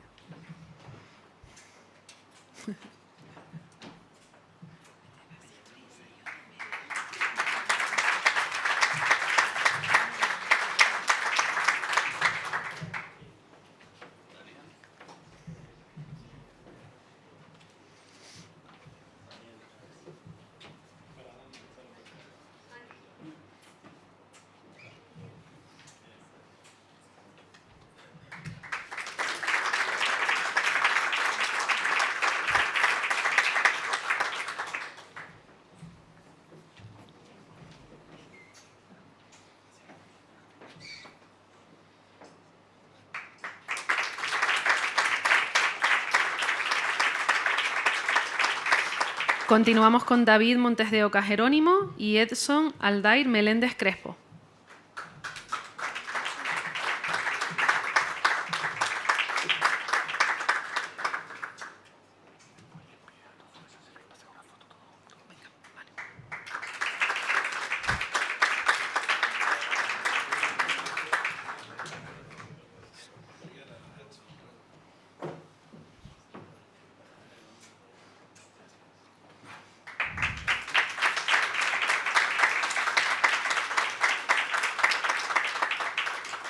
Continuamos con Hanna Escobayova y Justa María Ramón Hernández.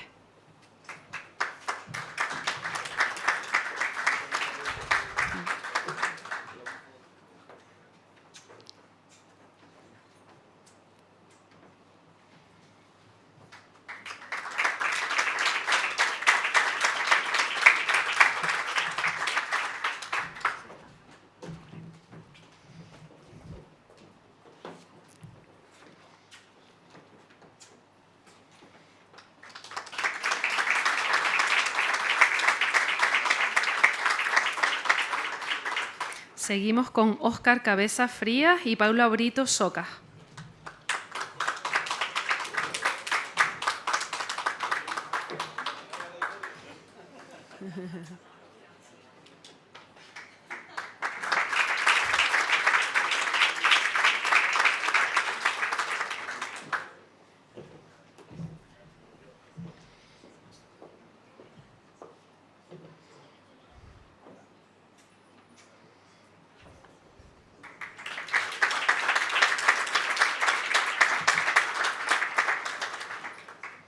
Seguimos con Ramón Julio Batista Benítez y Ramón María Trujillo Pérez.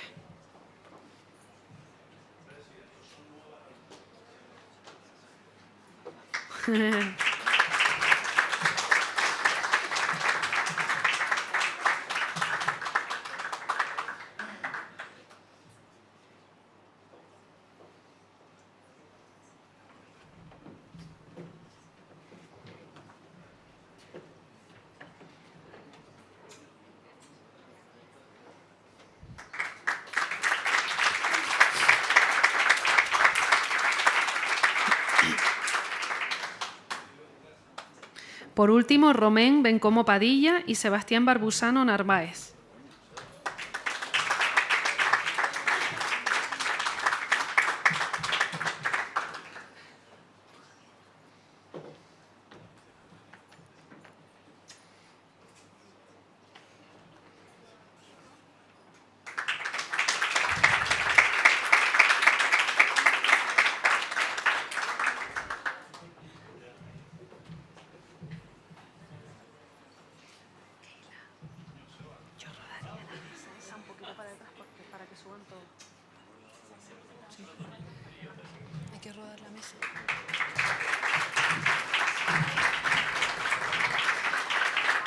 Muchísimas felicidades y bienvenidas a todos los nuevos colegiados. Me gustaría pedirles a todos los nuevos colegiados, los que acabo de mencionar, que puedan subir a la tarima para hacer una fotografía oficial de grupo. Orden de...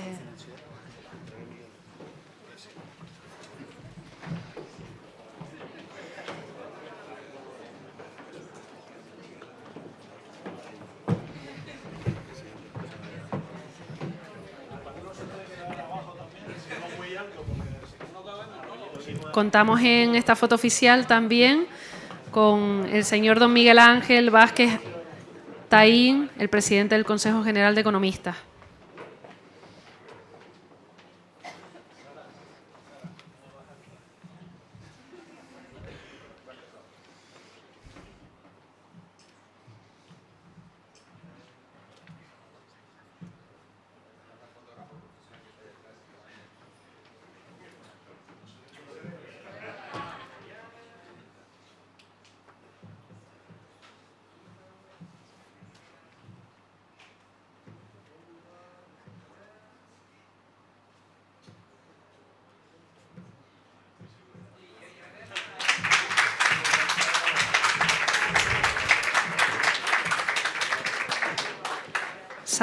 Samuel y don Miguel Ángel, que se queden por aquí.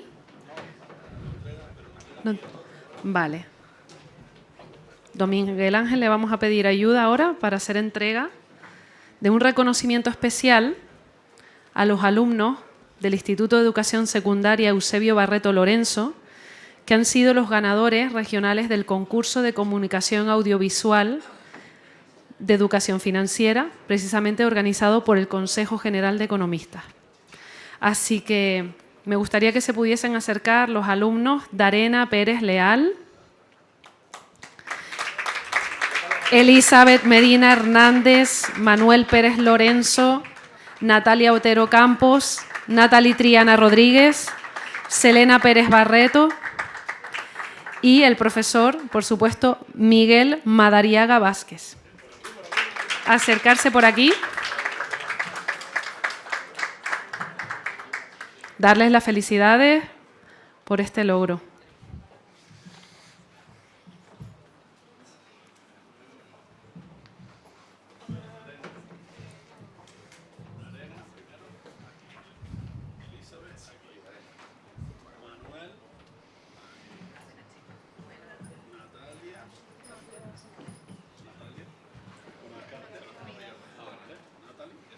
Vale, no pasa nada. Darles las gracias por venir desde La Palma para estar con nosotros celebrando esta jornada.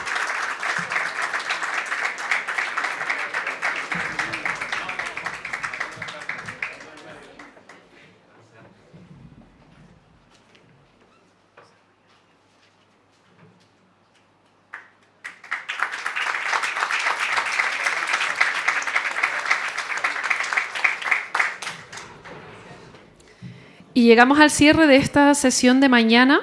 Esperamos que les haya gustado. Ha sido un placer tenerles aquí, agradecerles a todos que hayan venido. Y quiero dar paso a este acto de clausura y para ello vamos a contar con don Samuel Cruz Palenzuela, el decano del Colegio Oficial de Títulos Mercantiles. Y por supuesto, bueno, le damos paso. Te voy a dar libre, Miguel, porque luego tienes que volver a intervenir. Bueno, yo primeramente me gustaría dar las gracias a todos los asistentes en el día de hoy, en este primer acto, digamos, del Día del Titulado Mercantil y Empresarial de Santa Cruz de Tenerife, a los ponentes que han participado, pero sobre todo a los compañeros como Estefanía, aquí presente, que es compañera de la Junta de Gobierno, aunque ustedes pudieran pensar que es presentadora, que también pudiera llegar a serlo, y todos los compañeros que han guiado cada una de las mesas redondas, Mónica Ferrera, Ramón, Marta, perdón, y Edgar. A todos ellos agradecerles su tiempo y dedicación y sobre todo hacer ver que somos camaleónicos. Igualmente te podemos hacer una presentación de un impuesto como preparar una fiesta como esta. Y sobre todo también a la organización, el personal del colegio evidentemente y las personas que han hecho posible este acto inicial. Luego retomaremos a las 6 de la tarde, son las 6:30, sentados, es decir, a las 6, llegando aquí, saben el problema del aparcamiento, todo esto, pues la premura suficiente para no llegar tarde, porque empezaremos con algo ya rompedor y novedoso. Será un día emotivo y disruptivo, pero sobre todo emocionalmente significativo. Por todo ello, espero haber servido de aliciente suficiente para animar e incentivar que nadie puede perderse esto, y aparte, bueno, si alguien quisiera venir, pues lamentablemente no puede, pero porque estamos full, digamos, en plena capacidad. Pues gracias a todos, nos emplazamos hasta tarde, y a los que no, gracias por haber venido de nuevo, y nos vemos más pronto que tarde, seguro. Gracias.